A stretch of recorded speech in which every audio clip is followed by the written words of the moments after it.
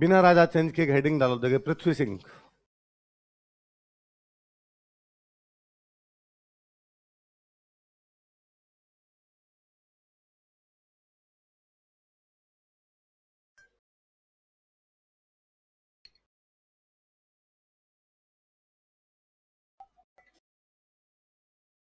बाहर ये card check वाले, हेलो, पानी गर्म मंगवा यार, गर्म पानी। बिना राज चेंज के हेडिंग डालो, क्या लिखा है? लिखो, एक लाइन लिखो। यह है जसवंत सिंह का बेटा था, he was son of Jaswant Singh.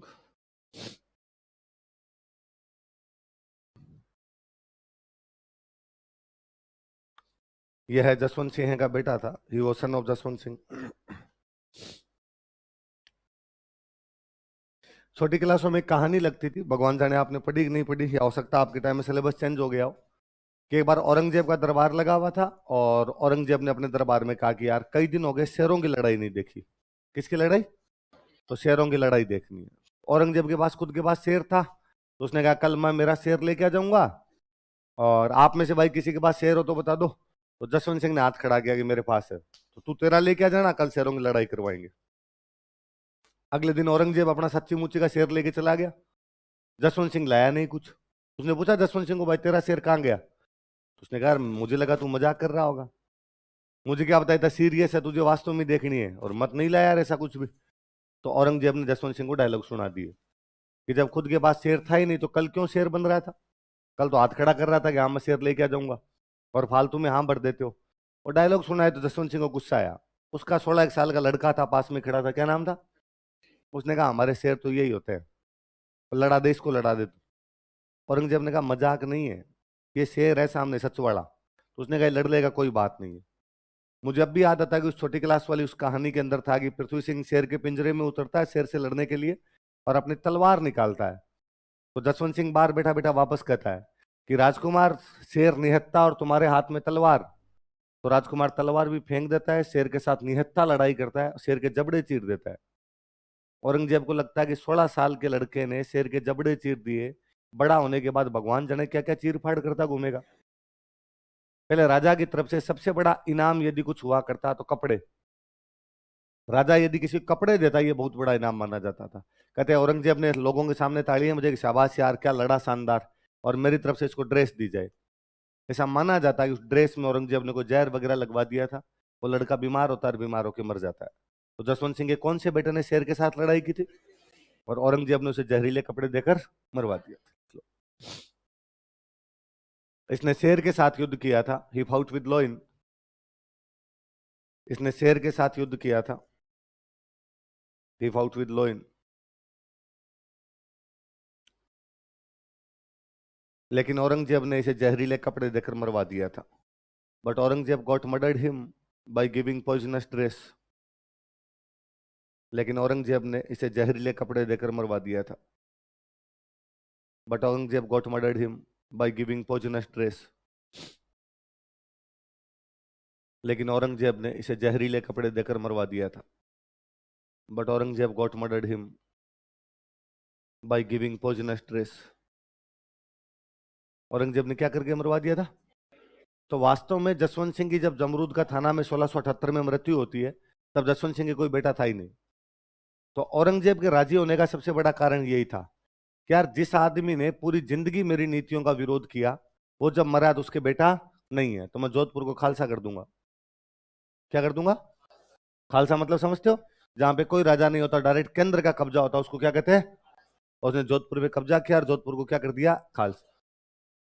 पर औरंगजेब को यह जानकारी नहीं थी कि जसवंत सिंह जब वहां मरता है 1678 में, नवंबर के आसपास मरा था, तब उसकी दो रानियां प्रेग्नेंट थी। उन दो रानियों के, जसवंत सिंह के मरने के महीने भर के अंदर अंदर दो लड़के होते हैं। एक लड़के का नाम रखा गया अजीत सिंह।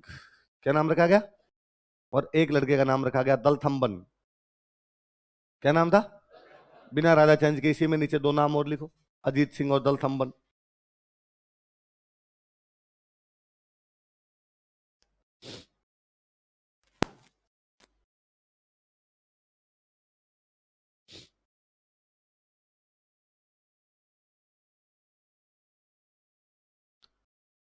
हाँ, दोनों साथ में। अजीत सिंह, अजीत सिंह तथा दल संबंध। लिखो, ये जसवंत सिंह के बेटे थे, देवर सन्स ऑफ जसवंत सिंह। ये जसवंत सिंह के बेटे थे, देवर सन्स ऑफ जसवंत सिंह।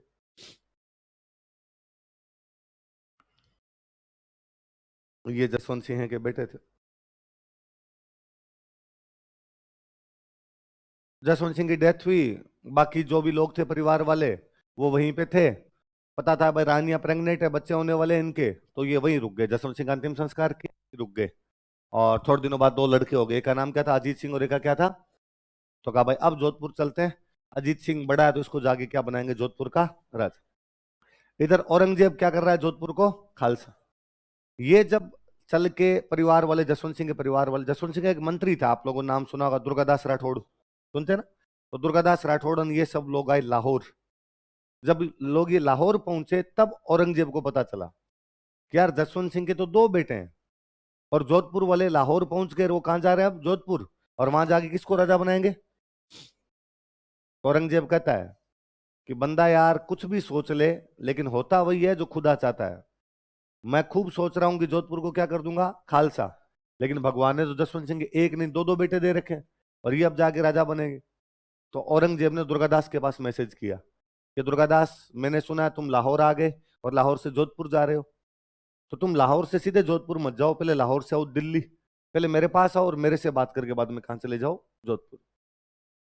दुर्गादासन पूरा परिवार, वो महिलाएं बच्चे सब कहाँ पहुंचे, दिल्ली। औरंगजेब का भाई आगे दिल्ली, अब बता। तो उसने कहा एक बार तो रेस्ट करो दिन में, तो बाद में बात करेंगे अपने।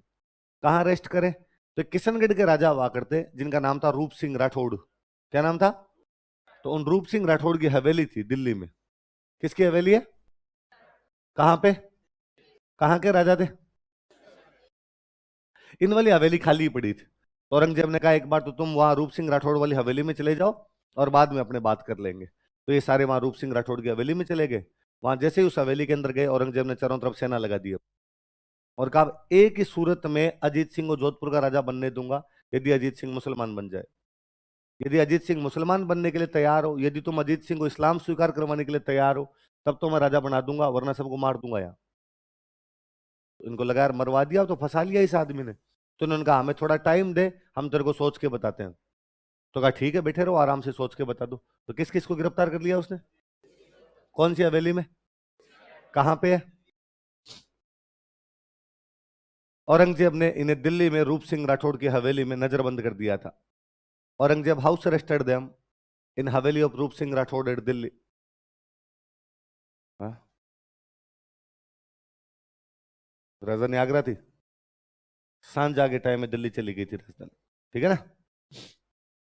औरंगजेब ने इन्हें दिल्ली में रूप सिंह राठौड़ की हवेली में नजरबंद कर दिया था। Aurangzeb house arrested them in Haveli of रूप सिंह राठौड़ एट दिल्ली। दिल्ली में रूप सिंह राठौड़ की हवेली में नजरबंद कर दिया था।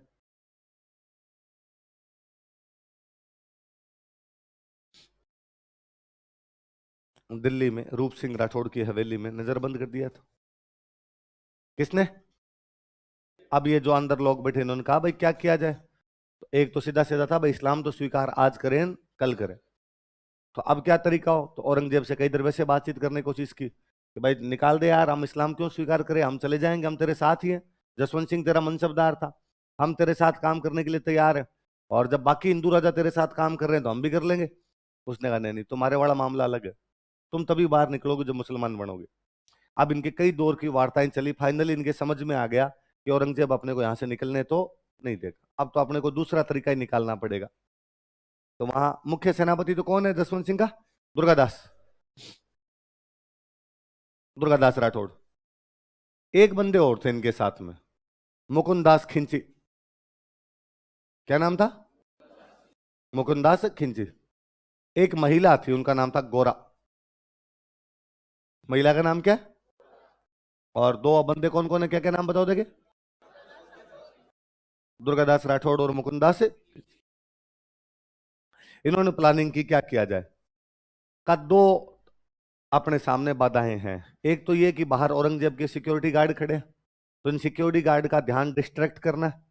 दूसरा, अपने को यहाँ से अजीत सिंह को लेके बाहर निकलना है, अजीत सिंह को लेके मारवाड़ पहुंचना है। यहाँ रहेंगे तो औरंगजेब अजीत सिंह को मुसलमान बना देगा। दलथम्बन मर गया था, दो थे तो दलथम्बन मर जाता है वहां पे, बीमार होके मर जाता, तो एक ही बच्चा बचा था इनमें से, कौन सा? अजीत। तो अजीत सिंह को लेके बाहर जाना है। ये गोरा जो थी इसकी बेटी थी, ऑलरेडी एक बेटी थी, तो ये वहां अपनी बेटी को खिलाती हुई घूमती रहती थी बाहर, इधर उधर आती जाती रहती थी बाहर। तो गोरा को कहा कि तू 2-3 दिन तक तेरी बेटी को लेके मत घूम, अजीत सिंह को लेके घूम, ताकि इनको यूं रहे कि एक बच्चे को लेके घूम रही है, बच्चे को लेके घूम रही है, ये कौन सा पहचानते हैं, छोटे छोटे बच्चे हैं सारे, और तू इसको इसको लेके घूमती रहे। तो इनको रहेगा कि एक महिला है अपने बच्चे को खिलाती हुई घूमती रहती है यहाँ पे। मुकुंदास खिंची ने कहा कि ये जो बाहर सैनिक खड़े हैं, इन सैनिकों का ध्यान मैं अलग कर दूंगा। कैसे कर दोगे? तो कहा, मैं इनको सपेरे का खेल दिखाऊंगा। कौन सा खेल? तू नागिन में वो टाइप वाला। इसने कहा, मैं इनके पुंगी बजा दूंगा। अच्छा, बाकी लोग क्या करेंगे? तो बाकी का आधे लोग अजीत सिंह को लेके जब गोरा रवाना हो जाएगी तो आधे लोग इसके साथ निकलेंगे, 10-10 की टुकड़ियों के अंदर इसके साथ निकलेंगे। जब वो सपेरे वाला खेल देखने में बिजी होंगे तब आधे लोग अपने निकल जाएंगे यहाँ से।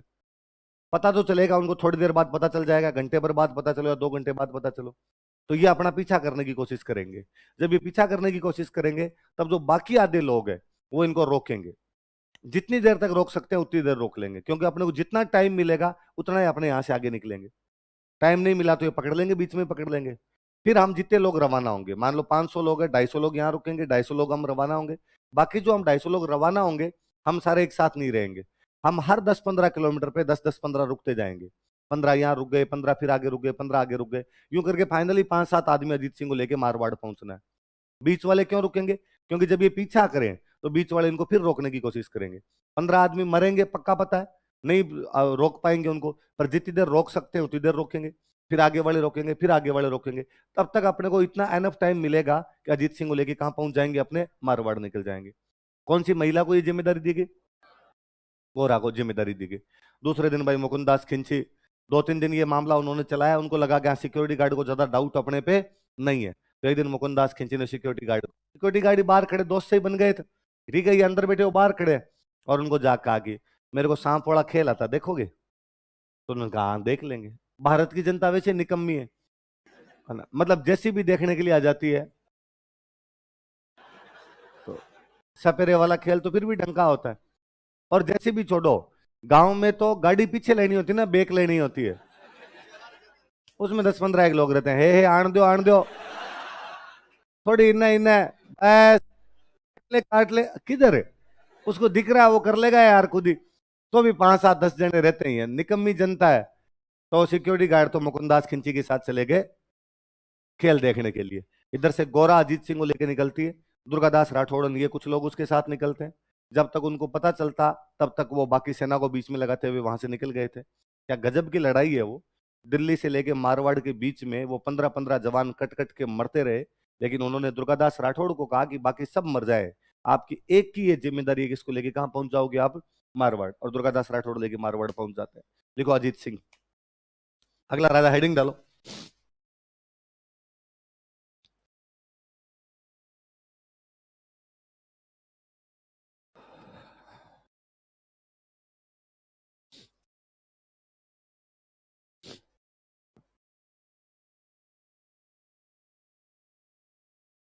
हाँ?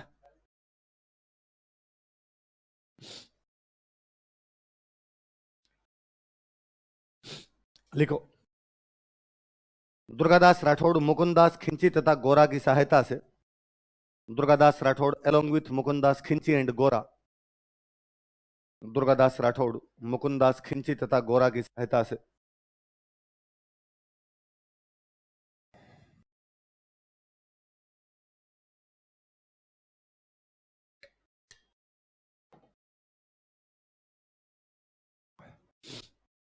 दुर्गादास राठौड़ along with मुकुंदास खिंची एंड गोरा, दुर्गादास राठौड़ मुकुंदास खिंची तथा गोरा की सहायता से अजीत सिंह को लेकर मारवाड़ आए।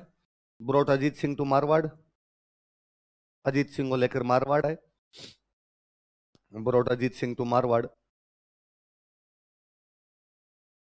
Brought Ajit Singh to Marwar. तो कहते हैं भाई, जैसे पन्ना धाई ने उदय सिंह को बचाया था, वैसे गोरा किसको बचा के लाई थी? अजीत सिंह।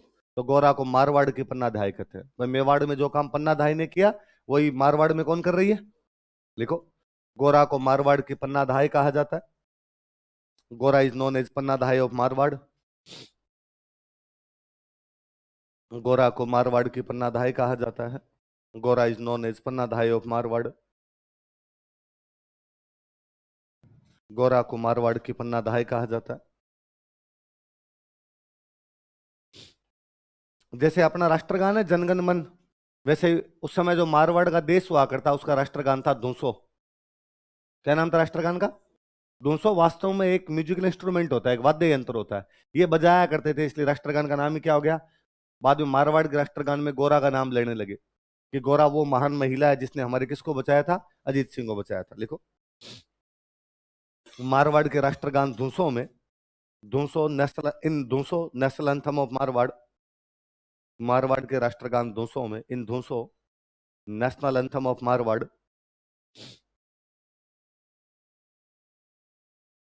मारवाड़ के राष्ट्रगान धूसो में गोरा का नाम लिया जाता था। नेम ऑफ गोरा वॉज मेंशन्ड। गोरा का नाम लिया जाता था। नेम ऑफ गोरा वॉज मेंशन्ड। गोरा का नाम लिया जाता था। नेम ऑफ गोरा वॉज मेंशन्ड। किसका नाम लिया जाता था? किस में लिया जाता था? गोरा की छतरी बनी हुई है जोधपुर में। लिखो, गोरा की छतरी बराबर जोधपुर। सेनेट ऑफ गोरा।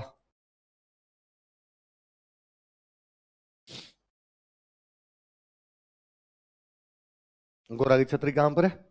जोधपुर। कहां पे गोरा की छतरी? जोधपुर के अंदर। तो गोरा की छतरी बराबर जोधपुर। एक लाइन और लिखो, फिर मैं अर्थ बताता हूं। लिखो, पिछले वर्ष, लास्ट ईयर, पिछले वर्ष, लास्ट ईयर, राजस्थान सरकार ने, गवर्नमेंट ऑफ राजस्थान, राजस्थान सरकार ने, गवर्नमेंट ऑफ राजस्थान, गोरा के नाम से एक योजना प्रारंभ की थी। Launch the scheme with name of Gora. Launch the scheme with name of Gora. Gora के नाम से एक योजना प्रारंभ की थी। Launch the scheme with name of गोरा।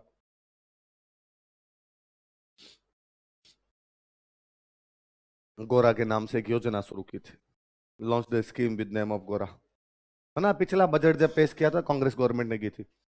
आप घर पे जाके आज चेक करना कौन सी स्कीम है। मुझे पता है, मैं कल और समझा दूंगा स्कीम क्या है, पर आज घर पे जाके खुद थोड़ा देखने का प्रयास कर लोगे। नेट पे देखोगे गोरा स्कीम तो कुछ ना कुछ लिखा ही जाएगा। थोड़ा पढ़ना, आप पढ़ के खुद कोई चीज तैयार करोगे, थोड़ा ज्यादा मजा आएगा, चार बातें सीख पाओगे। मैं कल और क्लियर कर दूंगा योजना क्या है, किस तरीके से काम में थी। ठीक है? अब यहाँ पे इसको लेके तो आ गए अजीत सिंह को, अब लेके आ गए, अब इस बच्चे को रखेंगे कहाँ? अपने को तो औरंगजेब के खिलाफ लड़ाई करनी पड़ेगी। औरंगजेब ने जोधपुर खालसा कर रखा है, खालसा छुड़वाना है तो औरंगजेब की सेना से लड़ना पड़ेगा। तो बच्चे को लेके कहाँ कहाँ घूमेंगे? तो सिरोही के अंदर एक गांव था कालिंद्री। सिरोही में कौन सा गांव था? वहां पर एक पुरोहित जी हुआ करते जिनका नाम था जयदेव पुरोहित। क्या नाम था? जयदेव पुरोहित नाम के एक बंदे थे। इनकी वाइफ पीहर गई हुई थी और इनकी वाइफ के बेटा हुआ था। पता लगा कि साहब जयदेव पुरोहित के बेटा हुआ है और इनकी वाइफ पीहर के अंदर है।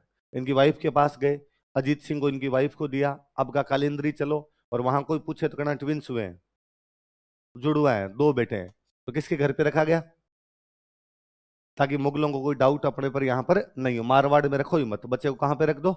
सिरोही के अंदर रख दो। और मुकुंदास खिंची की ड्यूटी लगा दी वहां कि यदि तुम्हें डाउट लगे कि मुगल यहाँ पर भी जासूसी वगैरह कर रहे हैं, पता लगा रहे हैं, तो बता देना, ताकि बंदे की लोकेशन क्या कर देंगे, अपने चेंज कर देंगे। तो अजीत सिंह को किसके घर पे रखा गया?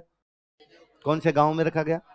कालिंद्री कहाँ पड़ता? देखो, कालिंद्री नामक गांव में, at village named Kalindri,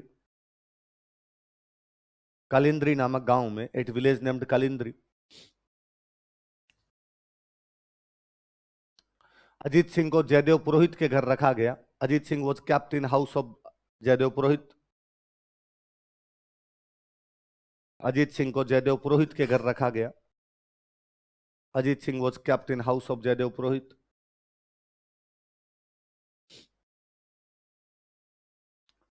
Ajit Singh को जयदेव पुरोहित के घर रखा गया। किसके घर पे रखा गया? जयदेव पुरोहित के घर पे। किसको रखा गया? अजीत सिंह को। अब उधर औरंगजेब, औरंगजेब को सैनिकों ने जाके बताया कि साहब वो दुर्गादास तो निकल गया, पर बच्चे को लेके और निकल गया। औरंगजेब ने कहा मैं टांगे तोड़ूंगा तुम्हारी। क्या कर रहे थे तुम लोग फिर बाहर? हाँ सर, सांप वाला गेम देख रहे थे। औरंगजेब ने कहा मैं खुद सांप ही हूं, मैं खाऊंगा तुम्हें, देख लेना। पर औरंगजेब ने कहा अब ये बात कानो कान किसी को खबर नहीं होनी चाहिए। तुम किसी को नहीं बताओगे कि अजीत सिंह यहां से निकल गया, तो सर पता चलेगा क्या करेंगे। औरंगजेब ने कहा वो मैं देख लूंगा। अगले दिन औरंगजेब दरबार में गया एक बच्चे को लेके, दूसरा कोई बच्चा लेके, उस बच्चे को लेकर औरंगजेब दरबार में गया। और औरंगजेब ने कहा कि भाई रे वो दुर्गादास तो भगोड़ा निकला यार, भाग गया बच्चे को छोड़ के, उसके परिवार वाले भाग गए। और अब क्योंकि जसवंत सिंह मेरा दोस्त था, तो उसके बच्चे को मैं पढ़ूंगा, और मैं इस बच्चे का अजीत सिंह का नाम बदल के करता हूं मोहम्मदी राज। क्या करता हूं? इसको मैं मुसलमान बनाता हूं, नाम बदल के क्या करता हूं? मोहम्मदी राज। और आज के बाद मेरी बेटी पढ़ेगी इसको। बेटी का नाम था जेबुनिसा। क्या नाम था? तो नकली अजीत सिंह का नाम बदल के क्या कर दिया गया? किसने कर दिया ऐसा? और किसको सौंप दिया? जेबुनिसा कौन थी? औरंगजेब की। लिखो, औरंगजेब ने नकली अजीत सिंह का नाम बदलकर मोहम्मदी राज कर दिया। Aurangzeb renamed fake Ajit Singh.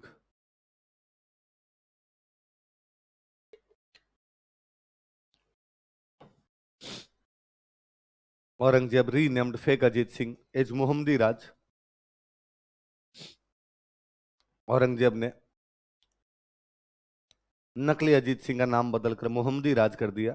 Aurangzeb renamed fake Ajit Singh as Mohammadi Raj, तथा उसे अपनी बेटी जेबुनिसा को सौंप दिया। And handed over him to his daughter Zebunnisa, तथा उसे अपनी बेटी जेबुनिसा को सौंप दिया। And handed over him to his daughter जेबुनिसा,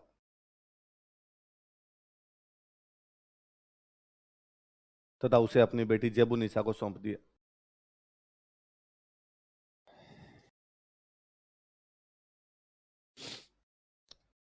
किसको सौंप दिया? जेबुनिसा फ्री बैठी थी। मुगलों में क्या राजकुमारियों की शादी नहीं करते थे, मुगल बादशाहों की सारी लड़कियां कुंवारी मरती थी। इनके वो था कि भाई बाप के मरने के बाद में भाई सारे लड़ते थे आपस में, और लड़के एक भाई बाकी भाइयों को मारता था और मार के राजा बनता था। तो भाइयों को लगता था कि बहन की शादी कर दी तो वो जीजा हो रहेगा हिस्सा मांगने के लिए, उसको और मारना पड़ेगा बाद में, इससे अच्छा है बहनों की ब्याह ही मत करो। और बाबर के मरने के बाद ऐसा हुआ था, बाबर के मरने के बाद हुमायूं की बहन का जो पति था वो हिस्सा मांगने आ गया था। तो फिर मुगलों ने सिस्टम ही कर दिया कि भाई किसी की शादी की नहीं जाएगी, तो करते ही नहीं थे, मुगल राजकुमारी कुंवारी रहती थी। तो जेबुनिसा बेचारी फ्री बैठी थी, तो कटाबड़ तो खिला। तो बाद में ये किसको संभालती थी इसको? मोहम्मदी राज। नकली अजीत सिंह था, तो औरंगजेब ने कई साल तक इसको अजीत सिंह बना के पालन पोषण किया। औरंगजेब यही कहता था कि असली ये है, ये जो दुर्गादास सर बोल रहे हो नकली है, मेरे पास है असली। सर लोगों को धीरे धीरे सच्ची बातें पता चली गई थी, फिर औरंगजेब ने इस मोहम्मदी राज का भाग्य यहाँ से बना हुआ है अजीत सिंह यहाँ तो इसको और भगाया था उसने। अच्छा, इधर दुर्गादास को और इनको भी पता था कि यार औरंगजेब के खिलाफ अकेले पार तो अपनी नहीं पड़ेगी, तो किसका सहायता ली जाए। उन दिनों में राजस्थान का एक राजा जो औरंगजेब के खिलाफ लगा हुआ था वो था राज सिंह। चारुमती से ब्याह करके औरंगजेब को नाराज कर चुका था, श्रीनाथ जी वाला मंदिर बनवा के और नाराज कर चुका था, और अब वो विरोध कर रहा था जजिया का। किसका विरोध कर रहा था? तो उसने कहा जब इतनी दुश्मनियां ले ही रखी है तो एक दुश्मनी और सही। तो अजीत सिंह को समर्थन कौन देता है?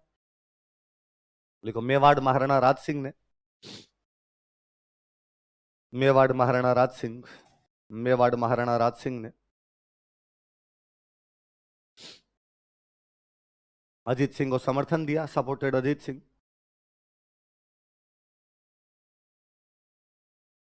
अजीत सिंह को समर्थन दिया, सपोर्टेड अजीत सिंह।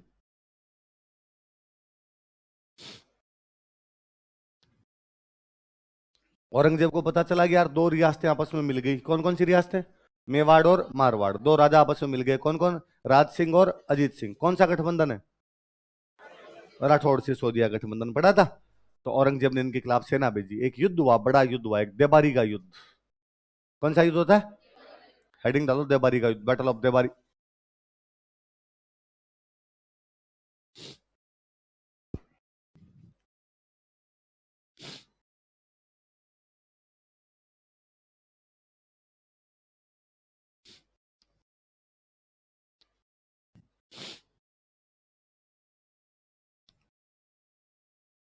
कौन सा युद्ध है? इसमें मेवाड़ और मारवाड़ मिलके लड़े थे, लेकिन औरंगजेब दोनों को हरा देता है। तो मुझे याद है एक बार सवाल था, औरंगजेब ने मेवाड़ मारवाड़ की संयुक्त सेनाओं को कौन सी जगह पे और कब हराया था? कौन सी जगह? कब? लिख लो। औरंगजेब ने मेवाड़ मारवाड़ की संयुक्त सेना को हरा दिया था। Aurangzeb defeated joint military of Mewar and Marwar. Aurangzeb ने मेवाड़ मारवाड़ की संयुक्त सेना को हरा दिया था। Aurangzeb defeated joint military of Mewar and Marwar. Mewar Marwar की संयुक्त सेना को हरा दिया था। Aurangzeb defeated joint military of Mewar and Marwar. Mewar Marwar की संयुक्त सेना को हरा दिया था। तो राज सिंह दुर्गादास इनके समझ में है कि यार अकेले अकेले पार तो नहीं पड़ेगी, और कुछ भी किया जाना चाहिए। तो औरंगजेब का एक बेटा था अकबर। औरंगजेब का बेटा कौन था? उसकी पोस्टिंग अपने राजस्थान में थी। राज सिंह और दुर्गादास ने प्लानिंग की कि यार अकबर को अपनी तरफ मिलाते हैं। तो दुर्गादास जी अकबर के पास गए और अकबर को जाके कहा कि अकबर मुगल बादशाह बनना चाहता है? तो उसने कहा हाँ। जैसे डैडी मरेंगे, डैडी के मरने के बाद में मैं तीनों भाइयों को मारूंगा और तीनों भाइयों को मार के और मैं क्या बन जाऊंगा? मुगल बादशाह। दुर्गादास ने समझाया कि यार जैसे तेरे पापा सुबह शाम दोनों टाइम जिम जाते हैं ना, लगता नहीं है मरेंगे बहुत जल्दी। और मर भी गए तो इस बात की क्या गारंटी है कि तू राजा बनेगा? बाकी वाले तीन भाई तेरे को सल्टा दे और उनमें कोई बन गया तो अकबर ने कहा यार तो मैं क्या ही कर सकता हूं। तो दुर्गादास राज सिंह ने कहा कि तेरे पास मौका है, हम तेरे साथ है, तू तेरे को खुद को मुगल बादशाह घोषित कर दे। तो किससे विद्रोह करवा दिया? किस किसने? दुर्गादास तथा राज सिंह ने। दुर्गादास एंड राज सिंह।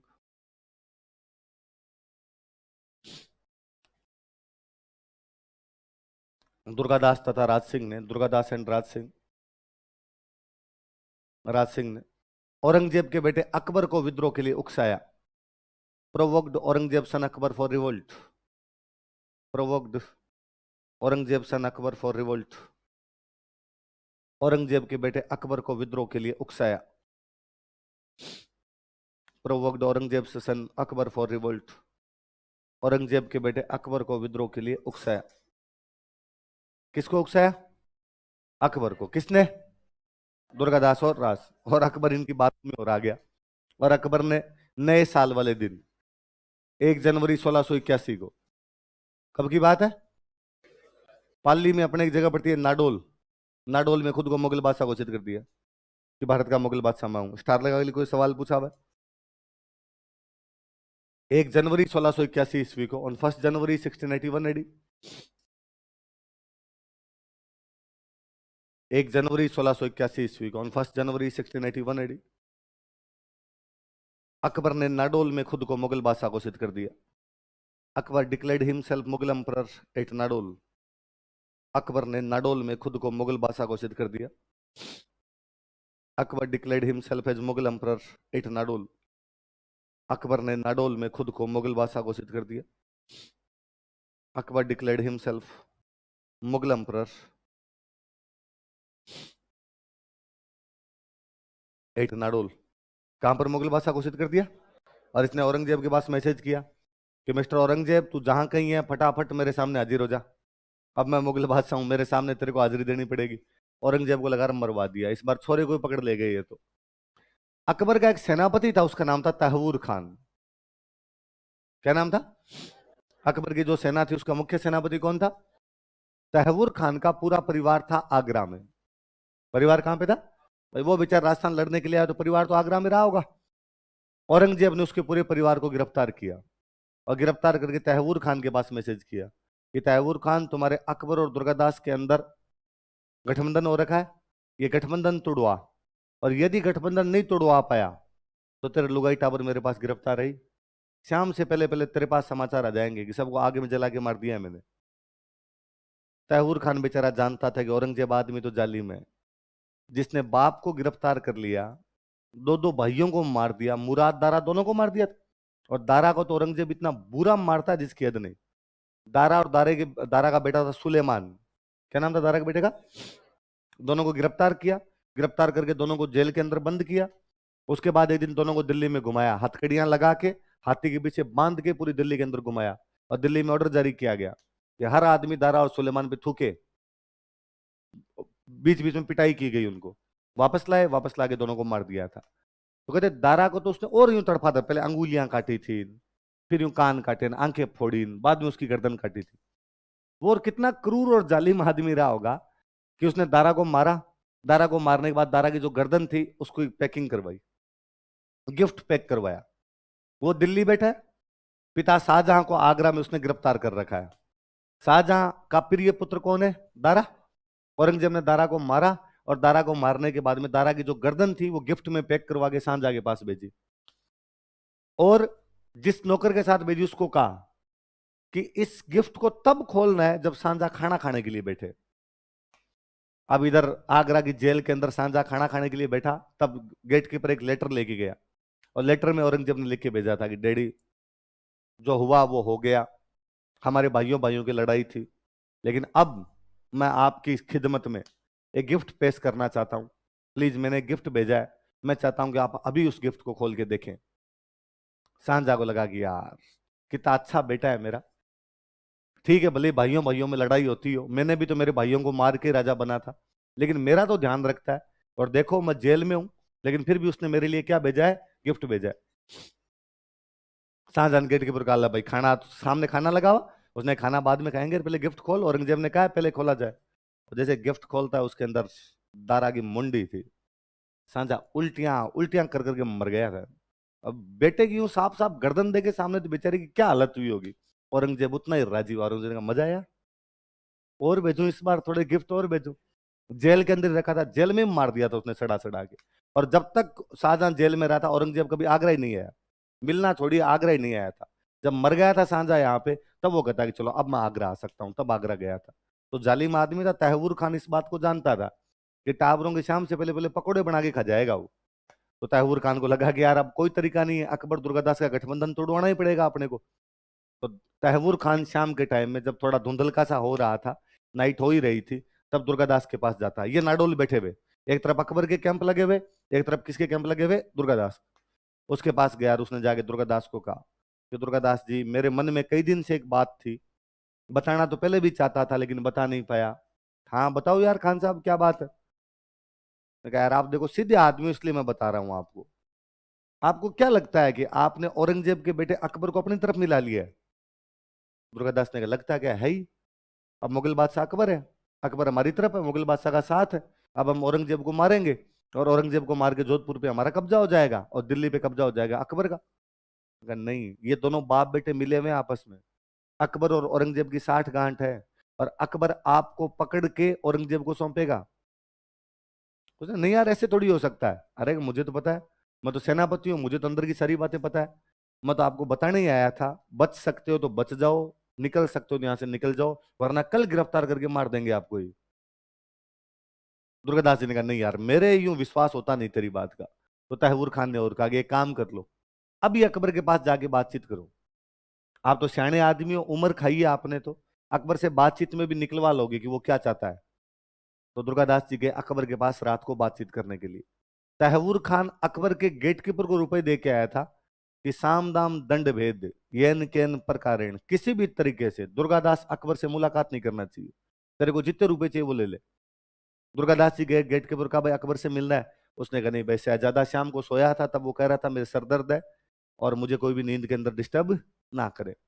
अरे तू अंदर जाके कह कि मैं दुर्गादास हूं, मेरे से मिल लेगा वो। आपके लिए तो स्पेशल मना किया था कि दुर्गादास जी आए तो कहीं सुबह ही मिलेंगे, अब कोई रात को कोई बातचीत नहीं होगी। अब दुर्गादास जी के मन में डाउट आया कि यार इसका मतलब ये बाप बेटे मिले भी हो सकते हैं। दुर्गादास जी रात को ही अपनी सेना लेके जोधपुर की तरफ निकल गए।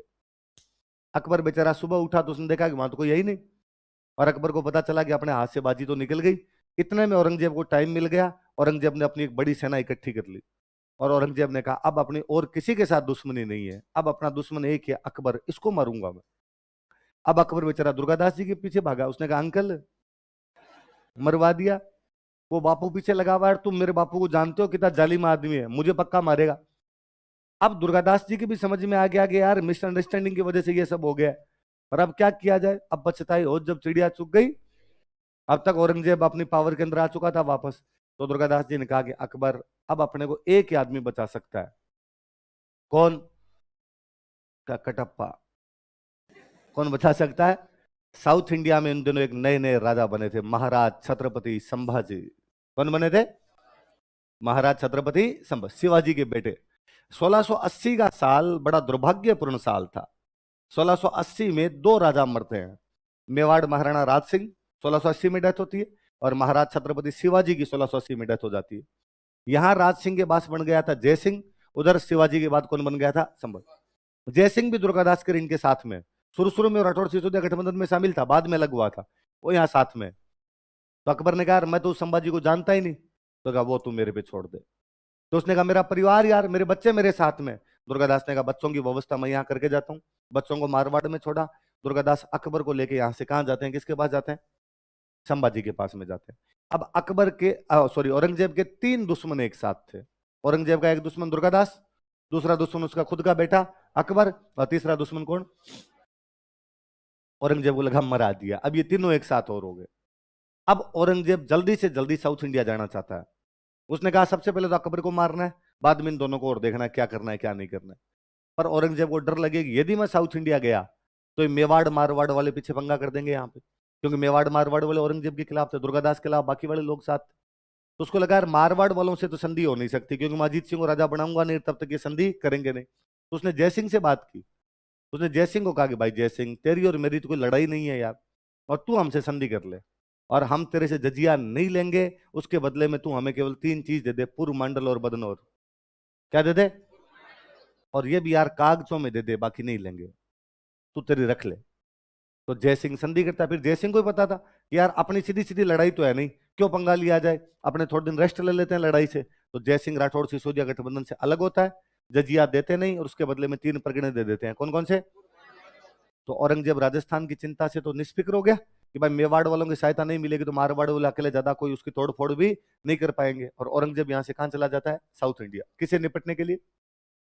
संभाजी, अकबर और औरंगजेब की जिंदगी की सबसे बड़ी गलती है साउथ इंडिया जाना। कि नेपोलियन ने अपनी जिंदगी में सबसे बड़ी गलती की थी कि उसने स्पेन पर आक्रमण कर दिया था।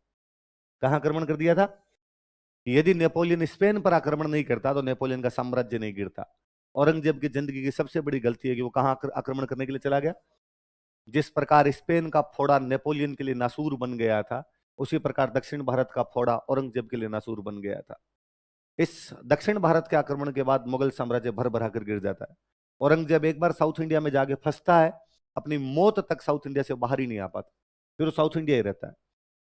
औरंगजेब ने अपनी पूरी शक्ति झोंकी और 1689 के आसपास में संभाजी को पकड़ के मार देता है। किसको मार देता है?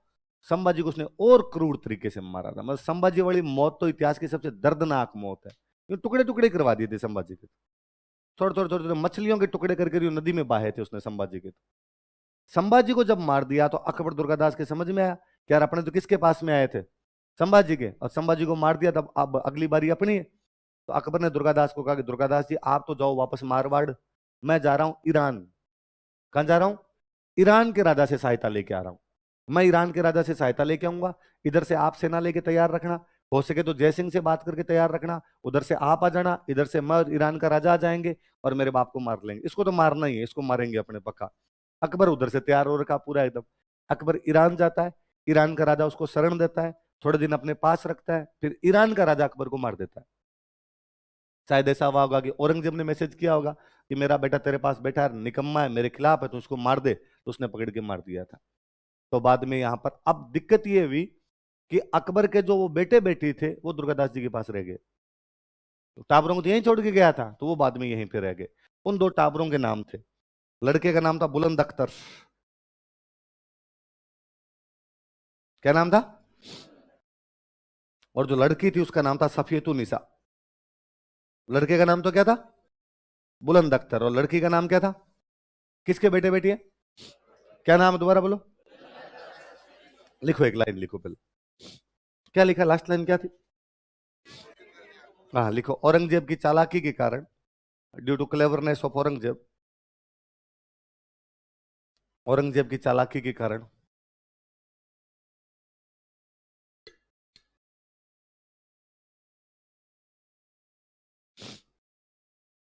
औरंगजेब की चालाकी के कारण, due to cleverness of Aurangzeb, Durgadas तथा अकबर को, दुर्गादास एंड अकबर, दुर्गादास तथा अकबर को, दुर्गादास एंड अकबर, दुर्गादास तथा अकबर को दक्षिण भारत में संभाजी के पास जाना पड़ा। Had to move to Sambhaji in South India. Had to move to Sambhaji in South India. दक्षिण भारत में संभाजी के पास जाना पड़ा। Had to move to Sambhaji in South India. दक्षिण भारत में संभाजी के पास जाना पड़ा। किसके पास जाना पड़ा? संभाजी। आगे हेडिंग डालो, दो नाम लिखो, बुलंद अख्तर, सफीतुनिसा, दोनों के नाम लिखो।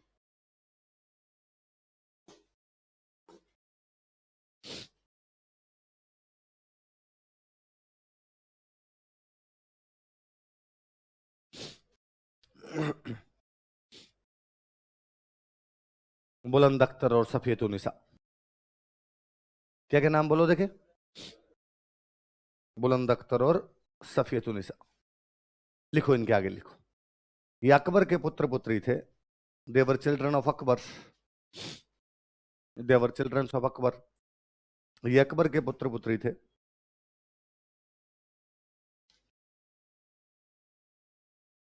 देवर चिल्ड्रन ऑफ अकबर। दुर्गादास राठौड़ ने इनका पालन पोषण किया था। Durgadas Rathore brought up them. Durgadas Rathore ने इनका पालन पोषण किया था। Durgadas Rathore brought up them. Durgadas Rathore ने इनका पालन पोषण किया था। Durgadas Rathore brought up them.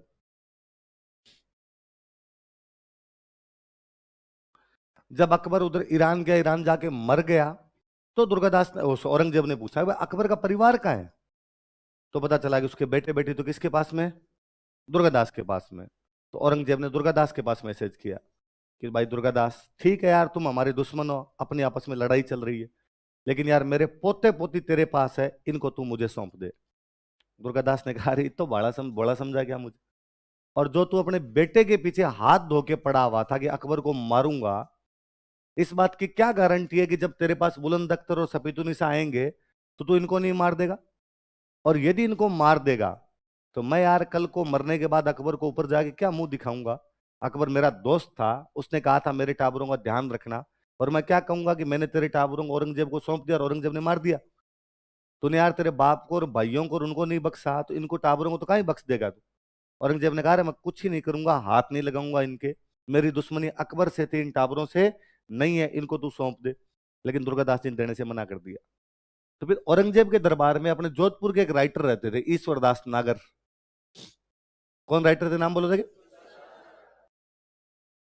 Aurangzeb ने ईश्वरदास जी को कहा, ईश्वरदास जी आप दुर्गादास के पास जाओ, जाके बात करो ना यार, टाबरों को दिलवाओ।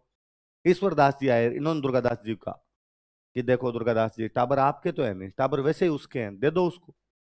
दुर्गादास जी ने सेम वही बात कही कि मार देगा, पक्का मारेगा इनको।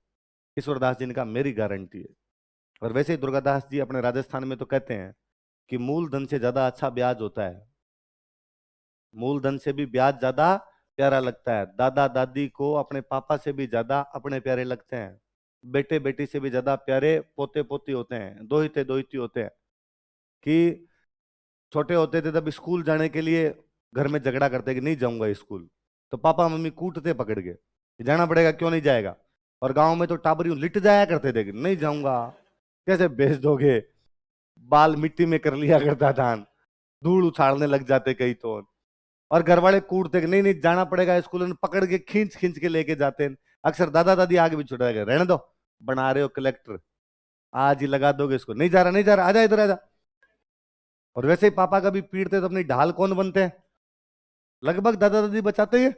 लगभग क्या, हमेशा बचा ही लेते हैं। दादा दादी का यूं पोते पोती के प्रति स्नेह रहता ही है हमेशा, तो वो बचाने का काम करते हैं। तो मैं हमेशा हंसता ही हूँ कि गांव में कई कई टाबर जो होते हैं उनको दादा दादी इतना लाड करते हैं कि फिर वो पहली क्लास में जब जाते हैं तब 9 साल के होते हैं, कि जाने देते नहीं घर वाले, तो कि भाई चला जाएगा चला जाएगा। तो अब वो जो पहली क्लास में एडमिशन कराया तब वो 8-9 साल का था, फिर वो 5वीं क्लास में बेटा बेटा मुझको बंट देता है।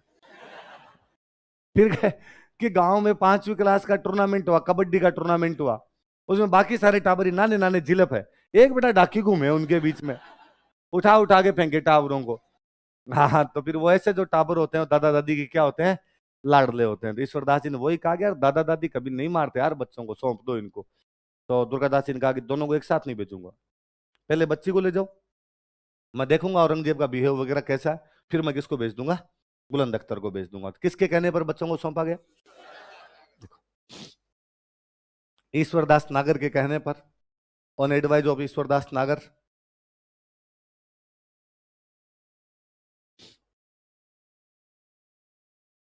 ईश्वरदास नागर के कहने पर, ऑन एडवाइज ऑफ ईश्वरदास नागर,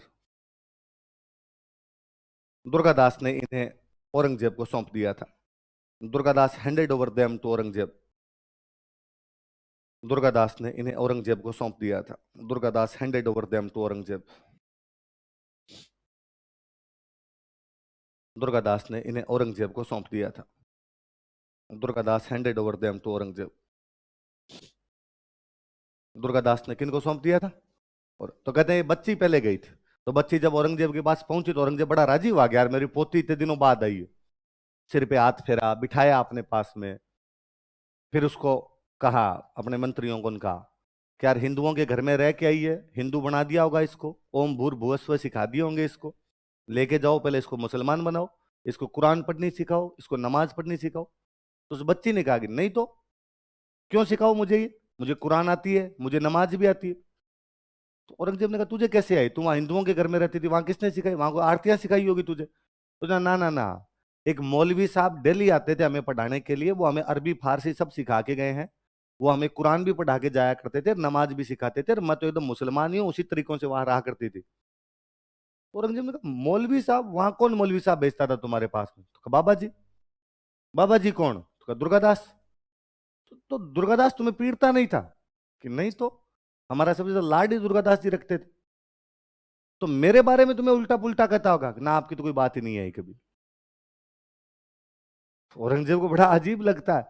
तो औरंगजेब पूछता है सपीतुनिसा से वापस कि आजकल दुर्गादास कैसा दिखता है, मैंने कई साल पहले उसको देखा था, अब तो बाल ही सफेद हो गए होंगे उसके भी, कितना बूढ़ा हो गया वो, कैसे रहता है, क्या करता है, कैसे कपड़े पहनता है। तो उसने कहा इन सालों में मैंने भी नहीं देखा दुर्गादास जी को। क्यों? आजकल उसका बर्ताव तुम्हारे प्रति बदल गया? उसने कहा नहीं नहीं, बर्ताव नहीं बदला, मिलने तो अब भी आते हैं वो हमसे, लेकिन जब से मैं बड़ी हो गई हूँ, अब जब वो हमसे मिलने के लिए आते हैं तो बीच में एक पर्दा तानते हैं। और अपने राजस्थान में रिवाज जी हुआ करती थी कि थोड़ी बड़ी उम्र की लड़कियां होती, उनसे पिता भी डायरेक्ट मुंह बात नहीं किया करते थे, बीच में पर्दा वगैरह तान के वैसे बात किया करते थे। तो कहा अब जब वो आते हैं तो पर्दे के उधर बैठते हैं, मैं इधर बैठती हूँ, और वैसे बातचीत करके जाते हैं, जो भी कामकाज होता है मैं बता देती हूँ और मेरे कामकाज हो जाते हैं।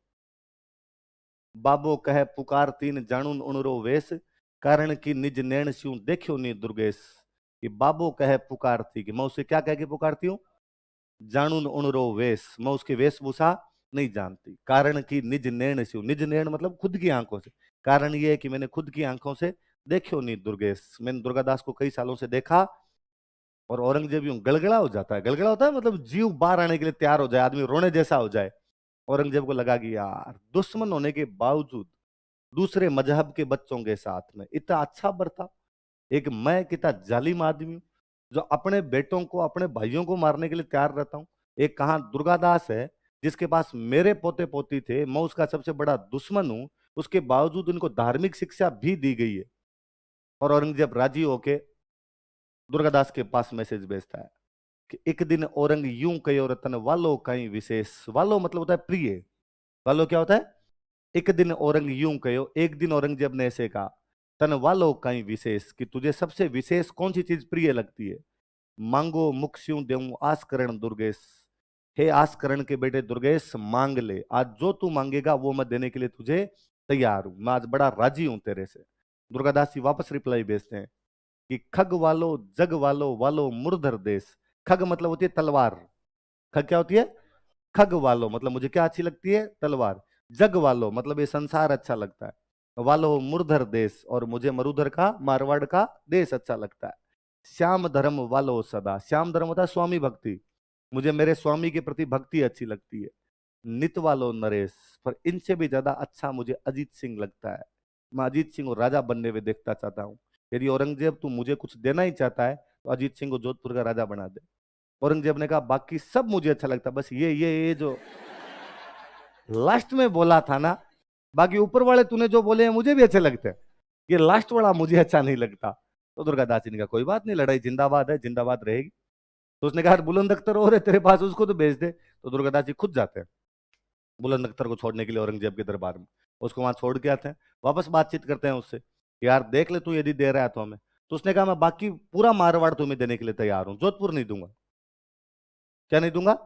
दुर्गादास जी ने उन्होंने कहा यार जोधपुर नहीं दे फिर मतलब क्या है, राजा तो तभी माना जाए जब राजधानी में रहे, बाकी हमें कितने परगने दे। तो उसने कहा नहीं तुम देख लो। तो फिर दुर्गादास जी वहां दिमाग लगाते हैं, कहते हैं, बाकी परगने दे, जोधपुर बाद में देखेंगे।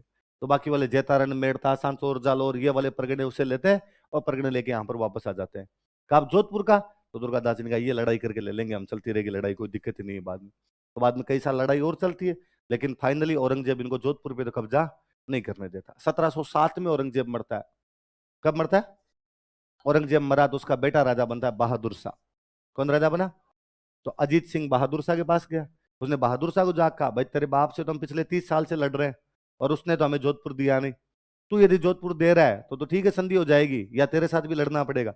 बहादुर शाह का सेम पापा वाली नीति है, मैं भी तुम्हें जोधपुर तो नहीं दूंगा। आगे की कहानी आप सबने पढ़ी थी कि 1708 में देवारी समझौता होता है। कौन सा समझौता होता है? अमर सिंह सेकंड, अजीत सिंह और सवाई जय सिंह, और उसकी पहली लाइन यही है कि अजीत सिंह तथा सवाई जय सिंह उनको राज्य दिलाने में सहायता की जाएगी। समझौता किसके खिलाफ था? बहादुर शाह प्रथम। तो अब तीनों की सेनाएं मिलके आती है, मुगलों का जोधपुर में जो कब्जा था उसको उड़ा देती है, और अजीत सिंह जोधपुर का क्या बन जाता है? राजा। तो कब राजा बना अजीत सिंह जोधपुर का? 1708। कौन से समझौते के बाद? लाइन छोड़ के लिखो। 1708 ईस्वी में, इन 1708 एडी,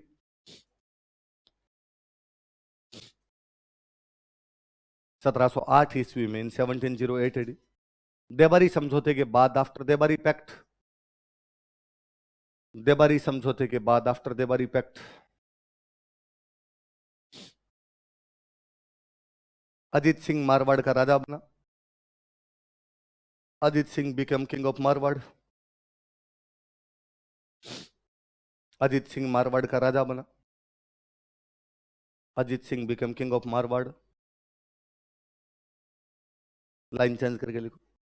उसने दुर्गादास राठौड़ को देश निकाला दे दिया। उसने दुर्गादास राठौड़ को देश निकाला दे दिया। ही एक्सपेल्ड दुर्गादास राठौड़। उसने दुर्गादास राठौड़ को देश निकाला दे दिया। ही एक्सपेल्ड दुर्गादास राठौड़।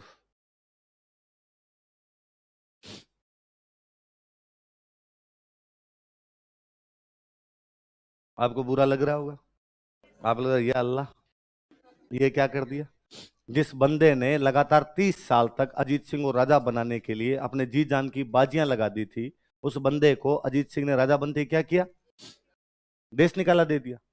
हुआ क्या था कि अजीत सिंह जब पैदा हुआ था तब से लेके 1708 तक औरंगजेब के साथ जितने भी पंगे लिए वो सारे किसने लिए? दुर्गादास। तो मारवाड़ के सारे डिसीजन कौन लिया करते? दुर्गादास।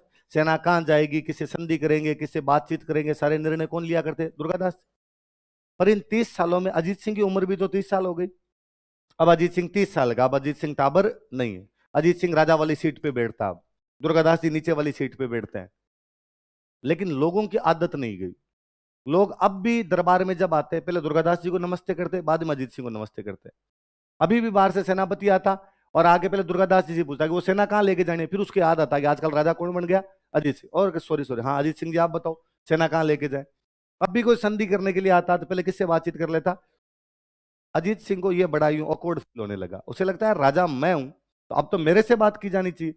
तो उसने दुर्गादास जी को 2-4 बार कहा भी कि बाबा जी आप अब दरबार में मत आया करो, आप बूढ़े हो गए, आपने खूब साल सेवा कर ली मारवाड़ की, अब घर पे रहा करो। और मैं जब भी आपको दरबार में देखता हूं तो मुझे मेरे संघर्ष के दिन याद आते हैं। पर दुर्गादास जी भी शायद उसकी बातों को समझ नहीं पाए और दुर्गादास जी डेली लठ लेके दरबार में तैयार रहते। तो अजीत सिंह से डायरेक्ट तो बोला नहीं गया, उसने एक दिन दुर्गादास जी के पास में अपना एक बंदा भेजा और बंदे के साथ में भेजा मतीरा। क्या भेजा? मतीरा भेजा दुर्गादास जी के पास। उसने कहा कि अजीत सिंह ने आपके लिए मतीरा भेजा है। दुर्गादास जी उसका मतलब समझते थे, मत रहो। मतीरो का मतलब क्या था? मत रहो। ये सिग्नल था कि अब आपको यहां पर रहना नहीं चाहिए। दुर्गादास जी समझ गए कि अब अजीत सिंह नहीं चाहता मैं मारवाड़ में रहूं। जिनको देश निकाले दिए जाते थे वो काले कपड़े पहन के काले घोड़े पर निकला करते थे। दुर्गादास जी हाथों हाथ काले कपड़े पहनते हैं, काला घोड़ा लेते हैं और चुपचाप यहाँ से मेवाड़ चले जाते हैं। कहाँ चले जाते हैं? ये किसी बंदे की स्वामी भक्ति की पराकाष्ठा है।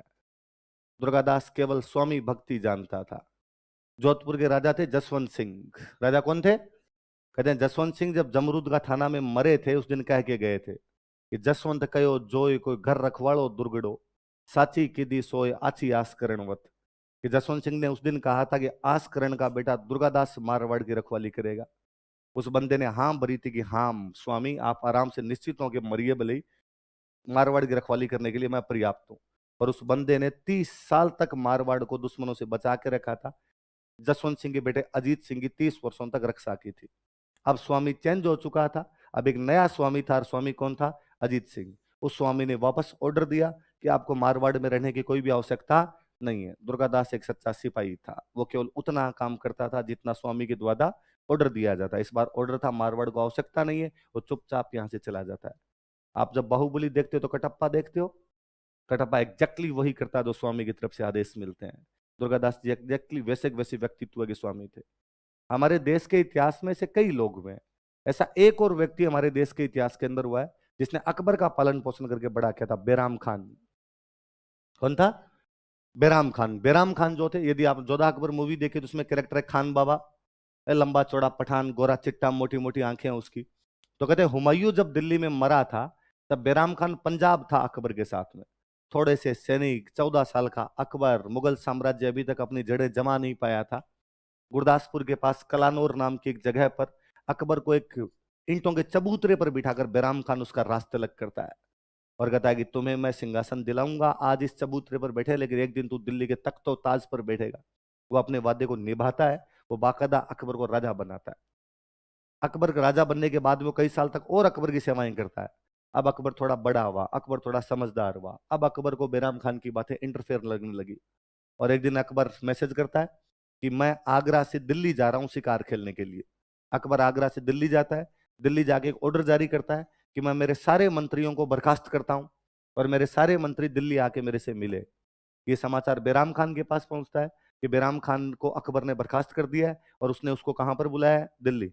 और बेराम खान को गुस्सा आता है और बेराम खान को लगता है ये क्या तरीका है, मैं ही हूं जिसने अकबर को राजा बनाया, मैं ही हूं जो मुगल सिंहासन को बचा के बैठा हुआ हूं, और आज मेरी ये दिन कि मुझे अकबर के सामने लाइन में जाके खड़ा होना पड़ेगा और मैं नहीं जा रहा।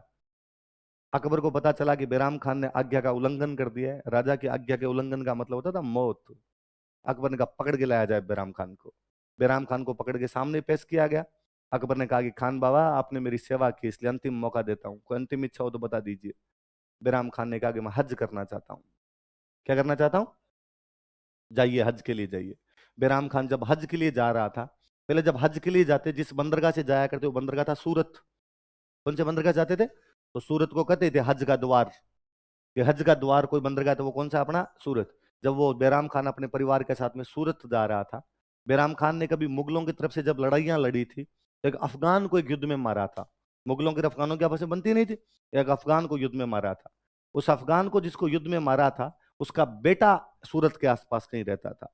उसके बेटे को पता चला कि बेराम खान अकेला जा रहा है, बीच में बेराम खान को पकड़ के मार देता है। बेराम खान का अंत बहुत बुरा था। बेराम खान और दुर्गादास जी एग्जैक्टली सेम कैरेक्टर है।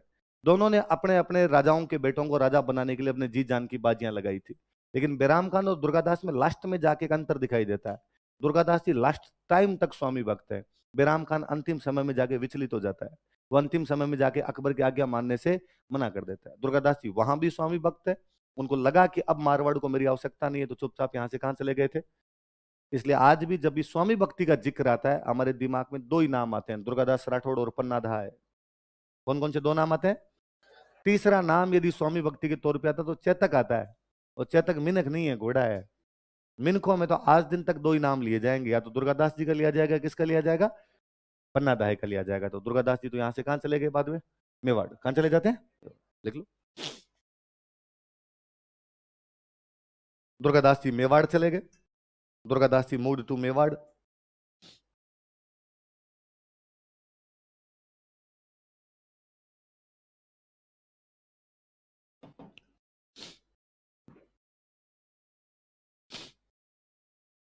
इधर मुगलों में फटाफट मुगल बादशाह चेंज हो रहे थे और एक नया मुगल बादशाह बना हुआ था, Farrukh share.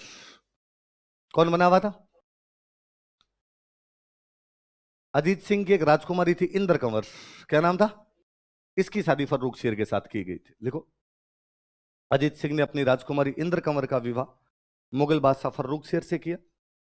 Ajit Singh married his princess Indra Kanwar तो मुगल एम्परर फर्रुख शेर। अजीत सिंह ने अपनी राजकुमारी इंद्र कंवर का विवाह मुगल बादशाह फर्रुख शेर से किया। Ajit Singh married his princess Indra Kanwar तो मुगल एम्परर फर्रुख शेर।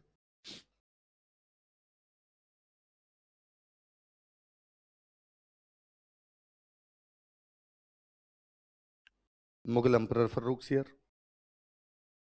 राजकुमारी का विवाह मुगल बादशाह फर्रुख शेर से किया। लाइन चेंज करके लिखो, लिख लिया। मुगल बादशाह फर्रुख शेर से किया, फिर लाइन चेंज करके लिखो। यह अंतिम हिंदू राजकुमारी थी, सी वो लास्ट हिंदू प्रिंसेस। यह अंतिम हिंदू राजकुमारी थी, सी वो लास्ट हिंदू प्रिंसेस जिसकी शादी किसी मुगल बादशाह से की गई थी। Who was married with any Mughal emperor? Who was married with any Mughal emperor? जिसकी शादी किसी मुगल बादशाह से की गई थी। Who was married with any Mughal emperor?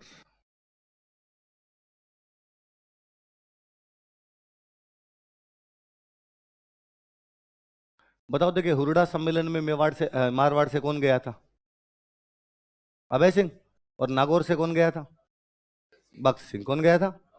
और मैंने आपको बताया था कि दोनों सगे भाई थे और अजीत सिंह को मार के आए थे, बताया था मैंने। वास्तव में अजीत सिंह को बख्श सिंह ने मारा था। किसने मारा था? ये छोटा भाई और ये मार देता। दोनों भाइयों ने प्लानिंग की, बापू को सल्टाया, अभय सिंह बन गया मारवाड़ का राजा और बख्श सिंह को क्या दे दिया था? नागौर। लेकिन अजीत सिंह की हत्या उसके बेटे बख्श सिंह ने की थी। Ajit Singh was murdered by his son Bakht Singh. Ajit Singh की हत्या उसके बेटे बख्श सिंह ने की थी। Ajit Singh was murdered by his son Bakht Singh.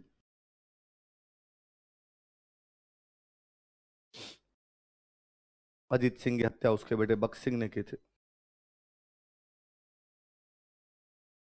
हालांकि तब के कवियों ने खूब आलोचना की कि बख्ता बख्त बायरान क्यों मारियो अजमाल वो हिंदुवाणी रो सूरमोन तुर्कानी रो साज, कि हे बख्श सिंह तूने अजीत सिंह को क्यों मार दिया? उन दिनों में वो तुर्कों को रोकने वाला और हिंदुओं का सबसे बड़ा राजा था, पर बख्श सिंह सल्टा गया तो सल्टा ही गया। बख्श सिंह के लिए कहते हैं कि बख्श सिंह भयंकर डाकी टाइप का आदमी था, लंबा चौड़ा यूं शरीर में मोटा ताजा सा था। कहते बख्श सिंह जब घोड़े पे बैठता था तो बेचारा घोड़ा डरता था, इतना यूं वो शक्तिशाली टाइप का आदमी था। तो पहले कहते हैं कि जब घोड़ों की दौड़ वगैरह करवाते तो घोड़े को जब रोकना होता तो घोड़े को रोकने के दो तरीके, एक तो लगाम खींचनी, ब्रेक तो लगाने ही पड़ेंगे उसके साथ में, घोड़े की पीठ पे मारते थे और मारते तब जोर जोर से बोलते बाप बाप बाप बाप बाप, तो उसे रुक जाता होगा, ऐसा कोई होती हुई टैक्टिक। तो बख्श सिंह के बारे में कवि का दो आएगी। बख्श सिंह एक दिन एक घोड़े को दौड़ा रहा था और घोड़े को रोक रहा था यूं मार के। तो कवि बख्श सिंह को कहता है कि बापो बापो करत है रोवत है केकाण। केकाण मतलब होता है घोड़ा। केकाण मतलब क्या होता है? कि बापो बापो करत है, कि तू इसे बापो बापो करके जब यूं थप्पी मारता है इस पे तो रोवत है केकाण, ये घोड़ा रोता है। हम कह बापो कह दियो, कि एक बार और बापा कह दिया तुरंत तजलो प्राण, मर जाएगा ये बापा बापा कहना बंद कर तू इसको। तो बख्श सिंह ऐसा डाकी टाइप का सा आदमी था। तो बख्श सिंह पहले नागौर का राजा बना था, फिर ये जोधपुर का भी राजा बना था। भाई पहले तो जोधपुर राजा कौन बनता है? अभय सिंह जब मरा तो इसका बेटा राजा बना राम सिंह। कौन बेटा राजा बना? तो इधर जोधपुर में तो कौन बन गया? राम सिंह। नागौर में राजा कौन बना हुआ है? तो जोधपुर की जनता राम सिंह से परेशान हो गई थी। तो जोधपुर की जनता ने बख्श सिंह के पास मैसेज किया कि बख्श सिंह अब तू नागौर छोड़ दे और कहां पर राजा? जोधपुर। तो ये बाद में राम सिंह को उठा के कहां का राजा बन जाता है? तो बड़ा वो शानदार सा एक दुआ है कि राम स्यूं राजी नहीं उत्तर दिन्यो देश। राम सिंह से राजी, राम स्यूं राजी नहीं, राम सिंह से राजी नहीं, उत्तर दिन्यो देश। देश मतलब मारवाड़। मारवाड़ के देश ने उसको क्या दे दिया? उत्तर। कि मतलब तू हमारा राजा नहीं। राम स्यूं राजी नहीं उत्तर दिन्यो देश, जोदानो झाला करे। झाला मतलब समझते हो? बुलाना। जोधपुर झाले में मार रहा है, तुम्हें आवाज लगा रहा है, आओ धनी बख्तेश, हे हमारे धनी बख्श सिंह, तू नागौर से आ, तुम्हें जोधपुर झाले मार रहा है क्योंकि हम राम सिंह से राजी। बख्श सिंह का मैं तैयार हूं, झाले मारने की जरूरत ही नहीं है। इधर अजीत सिंह को बख्श सिंह मार देता है। अजीत सिंह का जब अंतिम संस्कार करने के लिए लेके गए थे, जब उसको जलाने के लिए लेके गए थे, भगवान जाने कहां से कुछ मोर तोते बंदर लंगूर आए और वो जो आग जल रही थी उस आग में आके बैठ गए। अपने आरपीसी का सवाल है कि राजस्थान के कौन से राजा के अंतिम संस्कार में पशु पक्षी जलकर मर गए थे? कौन से राजा के अंतिम संस्कार में? अब कोई तो कहते हैं कि साहब वो धर्मात्मा आदमी था अजीत सिंह, इसलिए पशु पक्षियों को भी दुख हुआ कि हमारा राजा मर गया, तो बेचारे पशु पक्षी भी साथ में आगे बढ़ गए। मुझे ऐसा लगता है कि पिछले जन्म में उसकी रानियां रही होगी तो आगे सती हो आगे साथ।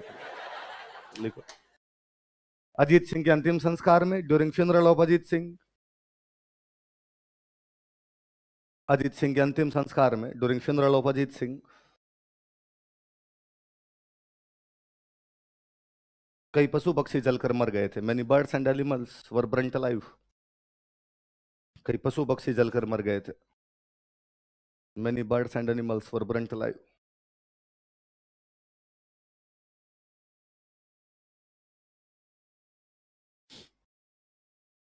लिखो, अजीत सिंह की पुस्तक है, अजीत सिंह ने कई पुस्तकें लिखी थी।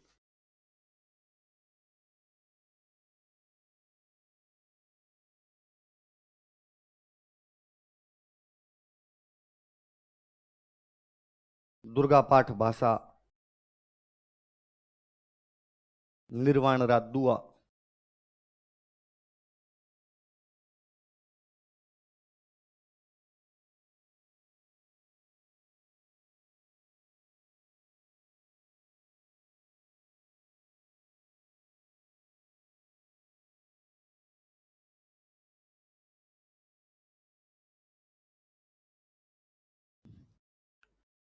दुर्गा पाठ भाषा, निर्वाण रात दुआ,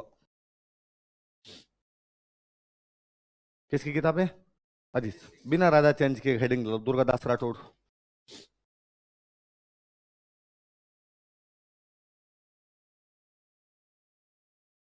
राजा मत चेंज करना,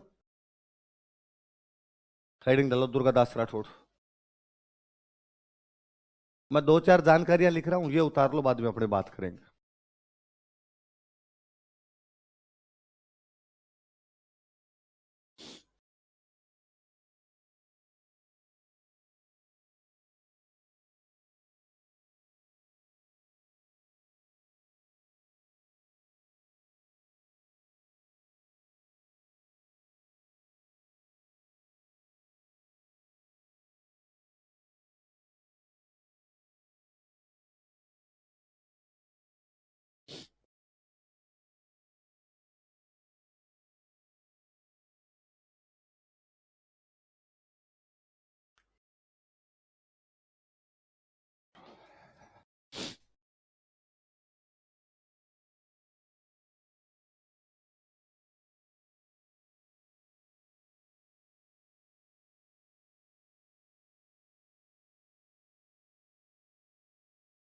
क्या लिखा हमने? पिताजी का नाम क्या है?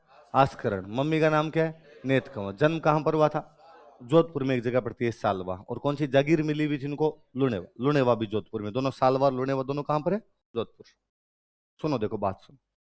आस्करण जी जसवंत सिंह के मंत्री थे। किसके मंत्री थे? जसवंत सिंह जोधपुर के राजा, और उनके जो प्रमुख मंत्री है उनका नाम क्या है? आस्करण। आस्करण जी की तीन रानियां थी। कितनी रानियां थी? तीसरी जो सबसे छोटी वाली रानी थी उसका नाम क्या था? नेत कंवर। और नेत कंवर के जो बेटा हुआ वो कौन सा था? दुर्गादास के जन्म के बाद में आस्करण जी की नेत कंवर की आपस में पति पत्नी की बननी बंद हो गई। तो आस्करण जी ने नेत कंवर को और अपने बेटे दुर्गादास को अलग ही कर दिया। इनको एक गांव दे दिया कि तुम यहां रहो, मैं तुम्हें साथ नहीं रखूंगा। वो जो गांव दिया था वो गांव कौन सा था? तो दुर्गादास जी अपनी मम्मी के साथ रहते थे। कौन से गांव में रहा करते?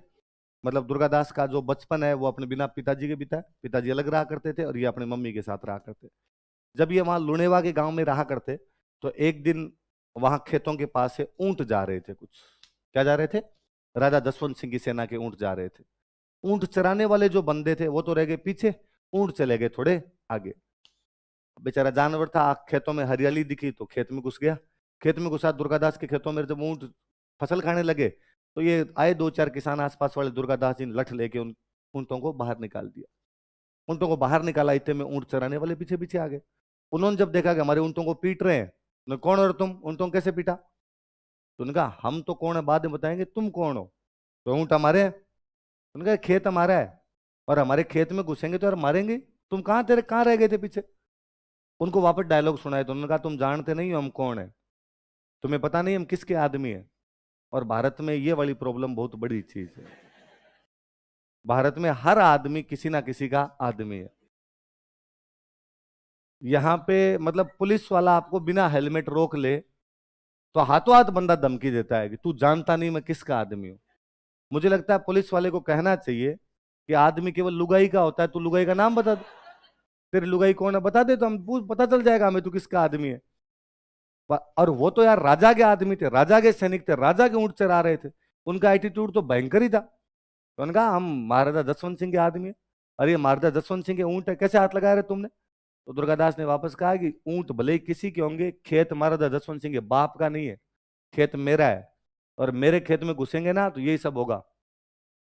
वहां उनके बीच में तू मैं हुई, गाली गलौज, लड़ाई झगड़ा हुआ। तो दुर्गादास ने एक बंदे को मार दिया, एक को मार दिया, दूसरे वाला वहां से भाग गया। और वो भाग के जसवंत सिंह जी के दरबार में आया, और उसने जसवंत सिंह जी को कहा कि साहब हम तो रास्ते रास्ते आ रहे थे, ऊंट लेके आ रहे थे, एक लड़का खड़ा खड़ा खेत में आपको गालियां निकाल रहा था, हम समझाने के लिए गए यार राजा राजा को गालियां नहीं निकालनी चाहिए, और उसने अपने एक बंदे को मार दिया।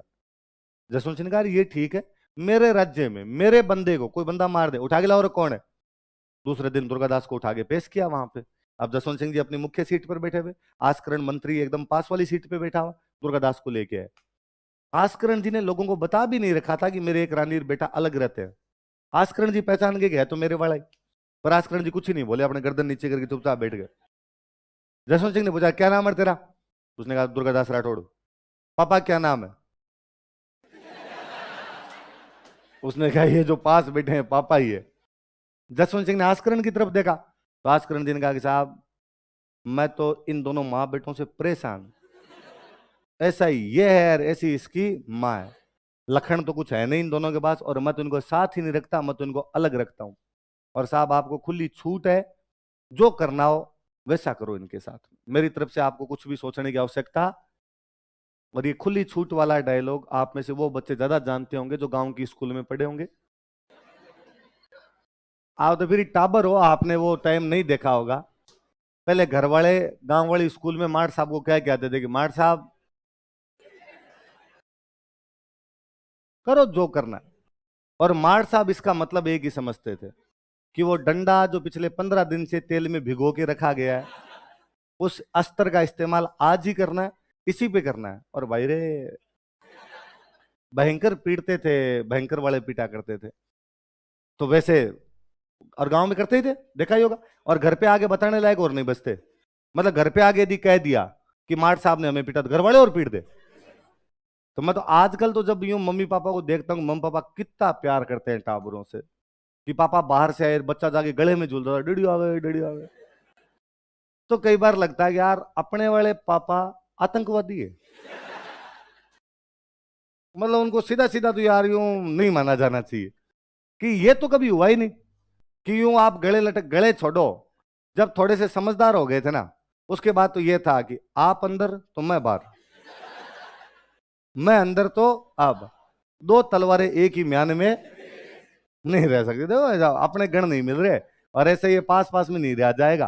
तो कभी याद ही नहीं आता कि कभी इस प्रकार से तो कोई बातचीत भी हो, और घर वालों का एटीट्यूड उसी प्रकार रहता था। और छोटे थे तब भी, गांव में तो वो और हैं तो फिर, कि यदि कोई पिता अपने पुत्र को गोद में उठा ले तो गांव वाले जीने नहीं दे, इसलिए बाप अपने बेटे को कभी गोद में लेके नहीं खिलाते गांव के अंदर, और खिला लेगा टाबर को, चाचा ताऊ दादा दादी फूफा भुआ मामा मामी पड़ोसी अड़ोसी कोई खिलाए, बाप गोद में नहीं लेता। बाप यूं गोद में लेके टाबर घूमे तो आने जाने वाला कह जाएगा होए तेरे ही गीगलो जामियो है, मतलब और किसी की दुआ ही नहीं होगा। तो कई बार तो होता है कि बच्चा रोता रहता है, भयंकर रोता रहता है, माँ है नहीं पास में, और बाप को लगता है यार मैं गोदी में ले लूंगा तो चुप हो जाएगा, पर बेचारा देखता है कि कोई देख ना ले, फिर आर बार बार जा कहता है यार वो बच्चा रो रहा है उसको ले लो। तो गाँव में हालत ये रहती है। तो पापा यूं बच्चे को ले नहीं पाते, तो बच्चों को वैसे यूं ट्रीट उसी प्रकार से किया जाता है, तो गाँव की स्कूलों में वैसे ही ट्रीट करते हैं। आजकल ये हुआ है, तो फिर मुझे लगता है आजकल इतना घर वाले ध्यान क्यों रखते हैं, क्योंकि आजकल है एक ही। पहले गांव वालों को थे 5-7 एक, और उन्हें अपने ऊपर पूरा विश्वास और था कि अंतिम दम तक जूझेंगे पर कमी नहीं आने देंगे। कम कमी तो नहीं आने देंगे, दिन जुने रात चौगने होंगे अपने। तो पुराने डोगरों की आदत वैसी थी, तो उनको लगता क्या है एक आधा टाबर को शहीद भी हो गया, मार साहब ने कर दिया तो कर दिया, क्या फर्क पड़ जाएगा उससे। तो फिर वो कहते भाई कुटुंब भले आप, अब एक ही होता है, तो उस एक को घर में भी इतना सेल्फ रिस्पेक्ट दे दे के रखते हैं कि मतलब मुझे बड़ी हैरानी होती है कि घर में बच्चे को पापा आप कहते हैं, आप इधर आओ, आपने खाना खा लिया क्या? मैं लिटरली बताता हूं, मेरे पापा यदि कभी मुझे आप कह दे मैं हार्ट अटैक से मर जाऊं, या तो मैं पापा कहूंगी इनको हॉस्पिटल लेके जाओ, इनमें कुछ ना कुछ घुस गया, ऐसे कैसे हो सकता है कि मतलब आप मुझे आप कर दो। तो वो है, पर यहाँ शहरों के अंदर टाबर को तू भी नहीं कहते। तो टाबरों का सेल्फ रेस्पेक्ट इतना ज्यादा हावी है कि कई साल पहले की एक घटना है, आज से 7-8 साल हो गए होंगे, 2013-14 के आसपास की बात है। एक बच्चा जयपुर किसी अच्छी कॉन्वेंट स्कूल के अंदर पढ़ा करता था, 7वीं क्लास का बच्चा। एक दिन क्लास को बंक मार के घूम रहा था। हिंदी का पीरियड था, वो क्लास नहीं ले रहा था, बाहर घूम रहा था। तो जो स्कूल के फिजिकल टीचर होते हैं, पीटीआई सर, पीटीआई सर का क्या काम होता है? पीटना। गेम वेम खिलाना थोड़ी होता है, पीटना ही होता है। तो पीटीआई सर ने उसको बुलाया, इधर आ। अरे 1 बजे तेरी तो हिंदी क्लास चल रही है ना, 7वीं क्लास की, तो तू कहाँ घूम रहा है? तो बच्चे ने कहते बहाने बनाए कि सर वो मैं वॉशरूम आया था, पानी पीने आया था। पर सर ने कहा मैं देख रहा हूँ कितनी देर से तू बाहर घूम रहा है, और मैं तेरी प्रिंसिपल सर को शिकायत लगाऊंगा, कल तेरे पापा को बुलाएंगे। उन्होंने केवल इतना ही कहा और कुछ नहीं कहा। बच्चा घर गया, बच्चे ने घर जाके सुसाइड कर लिया, और सुसाइड नोट लिख के गया कि उन सर ने मुझे धमकाया था, इस चक्कर में सुसाइड कर रहा हूं। पुलिस ने दूसरे दिन सर को गिरफ्तार कर लिया। मैं दूसरे दिन सर के पास बैठता, मैंने सर को कहा सर इसमें इस मास्टर की क्या गलती है? यदि टीचर नहीं धमकाए बच्चे को और बच्चा बंक मारे तो घर वाले जाके वैसे चढ़ जाएंगे कि हमारा बच्चा स्कूल में क्लास में बैठता है, नहीं घूमता रहता, तुम ध्यान नहीं देते। और यदि सर ने इसको धमका दिया तो बच्चा इतना क्या कच्चा निकला सर, कि बच्चे ने इस प्रकार सुसाइड अटेम्प्ट ही कर लिया। तो सर ने कहा आजकल टाबरों को घर वालों ने इतना कच्चा कच्चा सा कर दिया, इतना ज्यादा रेस्पेक्ट देने लग गए बच्चे को, कि बच्चे के रेस्पेक्ट को थोड़ी सी भी हानि पहुंचती है, थोड़ा सा भी उसको लगता है कि मेरी बेइज्जती हुई है, वो उसको सहन ही नहीं कर पाता, और बच्चे ऐसे डिसीजन ले लेते हैं आजकल। मैंने कहा सर अपने तो कभी नहीं हुआ कि अपने को कभी ऐसा लगाओ। सर ने कहा अपना रेस्पेक्ट डेवलप ही नहीं हो पाया, अपना जो सेल्फ रेस्पेक्ट था वो आया ही नहीं। और अब फिर मैं कई बार सोचता हूं तो लगता है बात तो सच्ची है। गांव वाले स्कूलों में मास्टर 2 प्रकार से पीटते थे। एक, कई मास्टर तो क्लास के अंदर ही आक्रमण कर दिया करते, वही कूट काट लेते। तो ज्यादातर वैसे होता कि भाई डंडे मारते, हाथों पे डंडे मारते। तो हाथों पे जब डंडे मारा करते तो मास्टर के सामने देखते, आइज डाउन कर, आंखें नीचे कर, आंखें नीचे करने। वो 10 डंडे मार ले पर नहीं तो आंखें नीचे करे और ना हाथ नीचे करे, ऐसे लेकर वो तो जाड़ भींचनी पड़ जाए, लगती तो थी यार, जाड़ भींच के खड़े रहते, पर ये नहीं है नीचे कर ले। और बाद में जब यूं मास्टर, बाद लास्ट मास्टर तंग हो जाता, एक आधा थप्पड़ वप्पड़ मार देना, बे आंखें नीचे नहीं करता, घर के संस्कार ऐसे यार, ये करके यूं बिठाते, तो ये अपने यूं आराम से यूं। अब अंदर ही अंदर भले कितना ही दर्द हो, पर भाग्य कहना कि यूं भाई आंखें नीचे नहीं करता है, और मार और मार, मार ले 10 और मार ले, क्या फर्क पड़ेगा। कई मास्टर थोड़े अलग प्रकार के होते, वो बाद में कहते ऑफिस में आ जा, क्लास में नहीं पीटेंगे, ऑफिस में। ऑफिस का मतलब था 3rd डिग्री है, वहां मतलब अकेला मास्टर नहीं पीटेगा, 3 पीटेंगे एक साथ। पर गांव की स्कूलों में ऑफिस थोड़ा अलग होता, स्कूल थोड़ी अलग होती, तो वहां ले जाके 2-3 मास्टर लगते, फिर डंडे की कोई जरूरत नहीं, लातों से, घूंसों से, थप्पड़ों से जैसे मार सकते थे वैसे मार दो। टाबर चीखते जोर जोर से, अरे बारे दोबारा नहीं, उस टाइप का हुआ करता। पर वो क्लास तक पहुंचती नहीं थी आवाज, वही कूट का वो। पर मास्टर मुझे अच्छे लगते थे हमेशा, वो पीट पाट के बाद जब रोना, तो यूं कई देर तो हुबकियां आती, पानी पी ले, मुंह धो ले, फिर थोड़ी देर और हुबकियां से आती है, आता रहता है टाबर को, चुप हो जा, मैंने कहा चुप हो जा, तो कई देर में शांत हो जाते, जा क्लास में जाके बैठ जा। तो क्लास में यूं यूं आते हैं। तो क्लास वाले बच्चे वापस देखते कि भाई तू ऑफिस जाके है, और उनको आगे कहते कि एक एक डंडा मारा मैं। और तेरे को पता है एक डंडे से भाई के फर्क ही, कोई पूछ ले कि भाई से कई दिन तक ऐसे सोया नहीं जाएगा, नीली पड़ गई इधर से कमर, भाई कई दिन पेट के बल सोएगा। पर ये थोड़ी है रेस्पेक्ट में कमी आ जाएगा। तो मगर यार अपना रेस्पेक्ट कभी डेवलप ही नहीं हो पाया। बाद में घर वालों ने भेज दिया हॉस्टल में, चौथी 5वीं की, 5वीं तक गांव वाली स्कूल में पढ़े, बाद में हॉस्टल में भेज दिए। हॉस्टल गया हुआ टाबर तो वैसे भी इतना तेज हो जाता है कि दुनिया में कहीं नहीं अटकता। बच्चा इस प्रकार का डिसीजन तो आज ले निकल ले कि हॉस्टल में सीनियर कूट लेते हैं। हाँ, आप खुद भी इतने तेज हो जाते हो।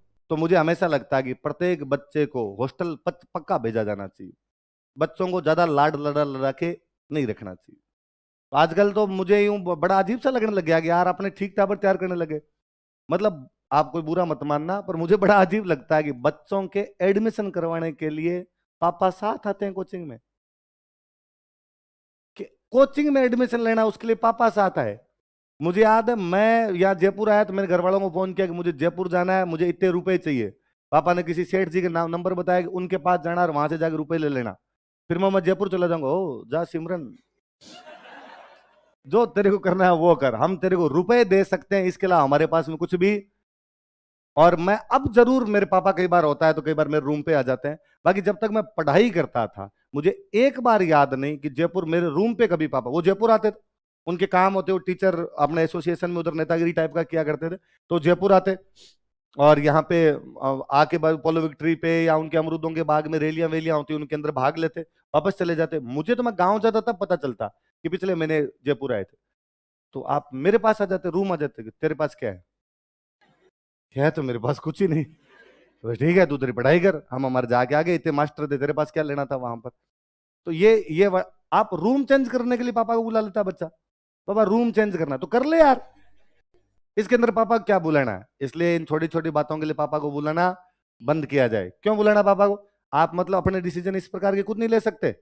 और एक, ये तो आजकल तो आप टावरों की कितनी सहूलियत हो गई कि रिजर्वेशन करवा लेते हो ट्रेन का। मैं जब तक कमाने नहीं लगा था मुझे कभी रिजर्वेशन वाली में बैठा हुआ ही नहीं था। जब खुद कमाने लग गया था, तब मैं जब जोधपुर जाया करता था तो भी मैं जनरल डिब्बे में ही जाता। तो एक दिन मैंने यहाँ बैठे थे तो मैंने कोई साथ वालों को कहा कि यार वो जोधपुर जाना है यार, कैसे जाऊं, बस में जाऊं, ट्रेन में जाऊं, ट्रेन में भीड़ होती है। तो किसी ने कहा सर रिजर्वेशन करवा लो। मैं अच्छा ये भी होता है क्या? उसमें पहले सीट मिल जाएगी? कहा हाँ पहले मिल जाएगी। तो बाद में इन्होंने सिखाया कि सर पहले रिजर्वेशन करवा सकते हो, वरना अपनी स्टूडेंट लाइफ से आदत पड़ी हुई थी कि अपने को ट्रेन के डिब्बे में भी खड़ा खड़ा जाना है। और उसमें भी कतई कोई चिंता नहीं होती थी कि वहां टॉयलेट के पास में भी जगह मिल जाती, तो वहां बैठ के भी आराम से आया कर। क्यों लोड लेना, मत चले जाएंगे, ये जयपुर आ जाएगा, सुबह तक आ जाएगा। बसों में खड़े खड़े चले जाते। गांव वाली बस में तो मुझे कभी याद नहीं आता कि बस के अंदर बैठे हैं, भले बस के अंदर कितनी भी जगह हो, अपने को ऊपर चढ़ना है।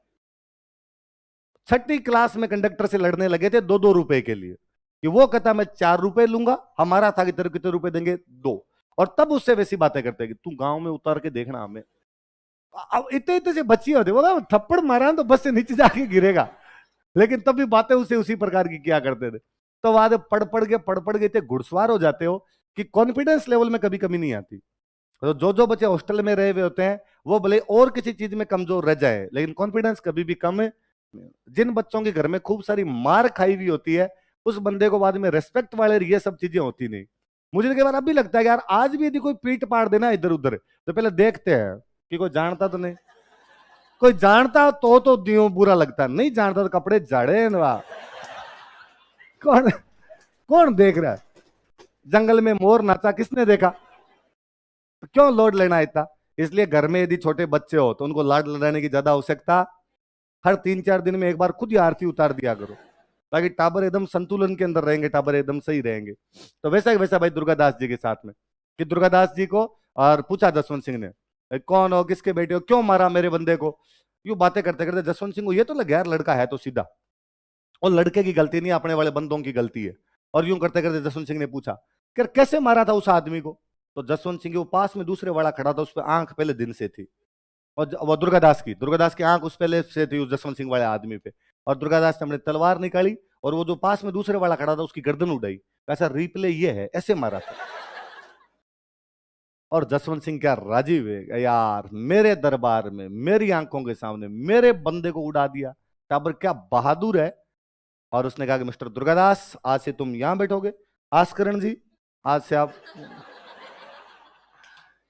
बाद में उन्होंने पूरे जीवन ही बाद में जसवंत सिंह जी के साथ में रहते। धर्मत का युद्ध था ना, धर्मत वाला युद्ध, तो धर्मत वाले युद्ध में दुर्गादास जी लड़े थे, वो यंग से एज के थे। तो कहते जसवंत सिंह इधर खड़ा खड़ा देख रहा था कि दुर्गादास के 4 घोड़े मर गए थे युद्ध में।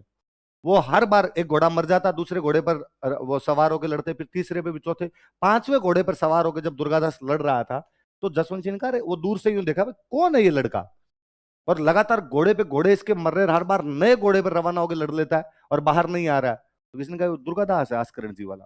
तो जसवंत सिंह ऑर्डर देते हैं कि इस बच्चे को बाहर निकाला जाए, इस बच्चे की आगे बहुत आवश्यकता है, इस युद्ध के अंदर इसको मरना नहीं है, ये बच्चा आगे चल के मारवाड़ की खूब सारी रक्षा करेगा। तो जोधपुर वाले मंत्री ने जबरदस्ती दुर्गादास को पकड़ के ले गए थे। उसने कहा रुको रे मैं बताता हूँ इनको अभी तो। अरे कहा यार राजा कह रहा है बाहर चल तू।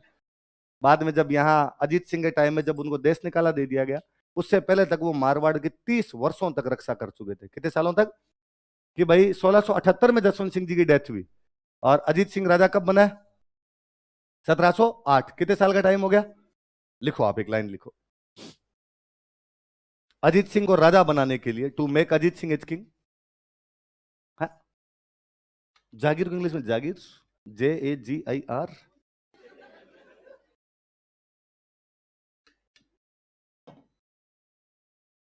लिखो, अजीत सिंह को राजा बनाने के लिए, to make Ajit Singh as king, Ajit Singh को राजा बनाने के लिए, to make Ajit Singh as king. Durgadas ने मुगलों से 30 वर्षों तक संघर्ष किया था। Durgadas struggled against Mughals for 30 years. Durgadas ने मुगलों से 30 वर्षों तक संघर्ष किया था। Durgadas struggled against Mughals for 30 years. Durgadas ने मुगलों से 30 वर्षों तक संघर्ष किया था। Durgadas struggled against Mughals for 30 years. अगली लाइन स्टार लगा के लिखना, ये 2012 के मेंस का सवाल था। इसे मारवाड़ के राठौड़ों का 30 वर्षीय संघर्ष कहा जाता है। इसे मारवाड़ के राठौड़ों का 30 वर्षीय संघर्ष कहा जाता है। It is called as 30 years struggle of Rathore of Marwar. इसे मारवाड़ के राठौड़ों का 30 वर्षीय संघर्ष कहा जाता है। It is called as 30 years struggle of Rathore of Marwar. इसे मारवाड़ के राठौड़ों का 30 वर्षीय संघर्ष कहा जाता है। It is called as 30 years struggle of Rathore of Marwar. Marwar के राठौड़ों का 30 वर्ष। क्वेश्चन लिख लो, 1678 से 1708, ताकि याद भी रहेगा 30 वर्ष कब से कब तक। ये एक बार प्री में सवाल था, मुझे याद है कि कौन सी रियासत ने मुगलों के खिलाफ 30 वर्षों तक संघर्ष किया था? मारवाड़। एक बार ये मेंस में हमारे सवाल था कि मारवाड़ के राठौड़ों के 30 वर्षीय संघर्ष से आप क्या समझते हैं, बता दोगे? कि अजीत सिंह को राजा बनाने के लिए दुर्गादास के नेतृत्व में मारवाड़ के लोगों ने मुगलों से जो 30 वर्षों तक लड़ाई की थी, उसको क्या कहा जाता है? मारवाड़ के राठौड़ों का 30।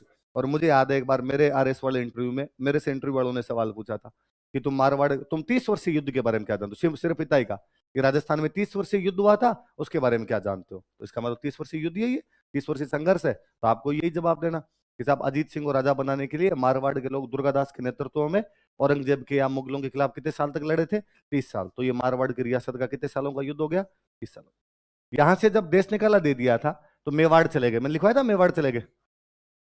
मेवाड़ में राजा हुआ करते उन दिनों अमर सिंह सेकंड। अमर सिंह सेकंड थे।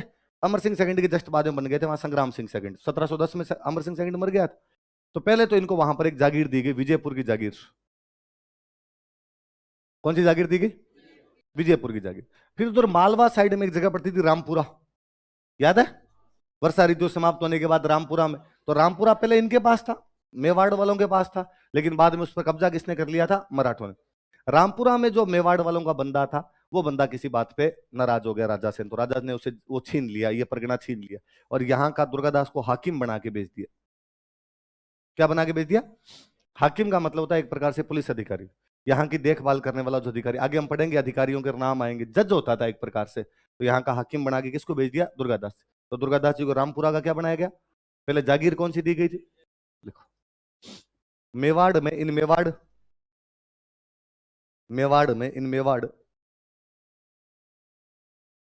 दुर्गादास जी को विजयपुर की जागीर दी गई थी। विजयपुर जागीर was given to Durgadas ji.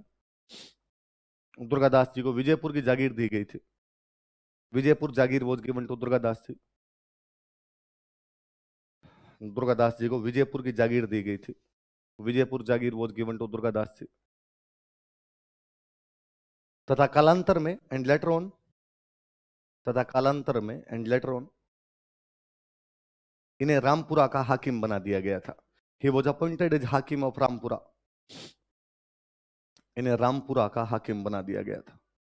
He was appointed as हाकिम ऑफ रामपुरा।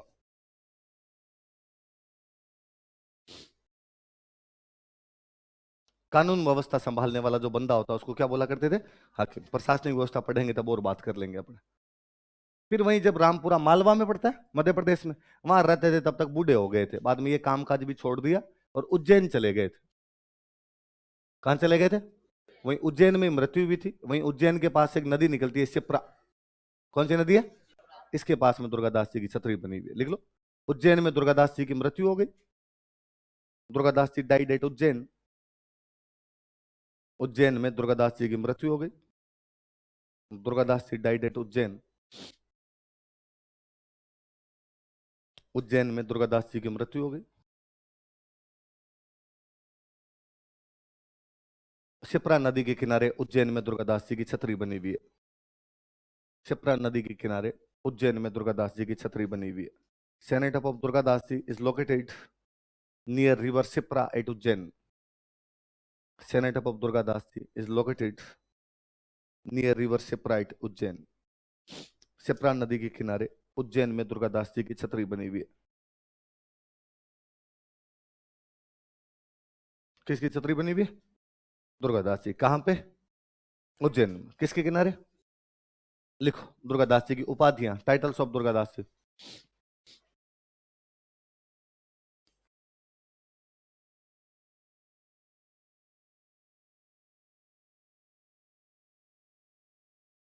लिखो आप, मैं समझा दूंगा बाद में अर्थ क्या होते हैं, एक बार उतार लो।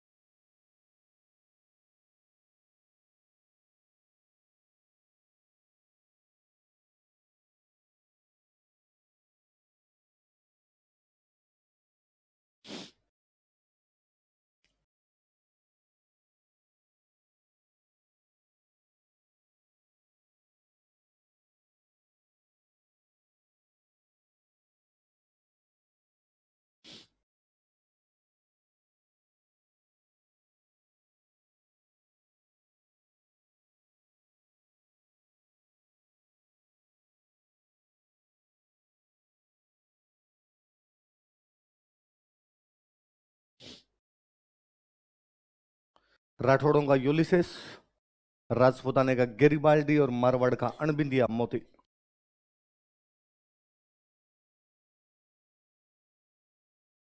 क्या क्या उपाधियां बोलो देखे? राठौड़ों का यूलिसेस, राजपूताने का गेरिबाल्डी और मारवाड़ का अणबिंदिया। जो पहली उपाधि है ना राठौड़ों का यूलिसेस, ये जेम्स टोड ने कहा था। किसने कहा था? तो कोष्टक में लिख लो जेम्स टोड के अनुसार।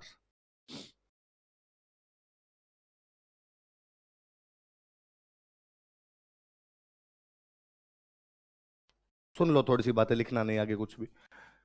यूलिसेस यूनान का एक बंदा था। कहां का बंदा था? यूरोप में एक देश है यूनान, ग्रीस। जेम्स टोड कहता है जैसे हमारे यूरोप में यूनान पे जब दुश्मनों का कब्जा हो गया था, तो यूनानियों को दुश्मनों से बचाने वाला जो बंदा था उसका नाम क्या था? उसी प्रकार राठौड़ों पर जब दुश्मनों ने कब्जा कर लिया था, राठौड़ों को बचाने वाला बंदा कौन है?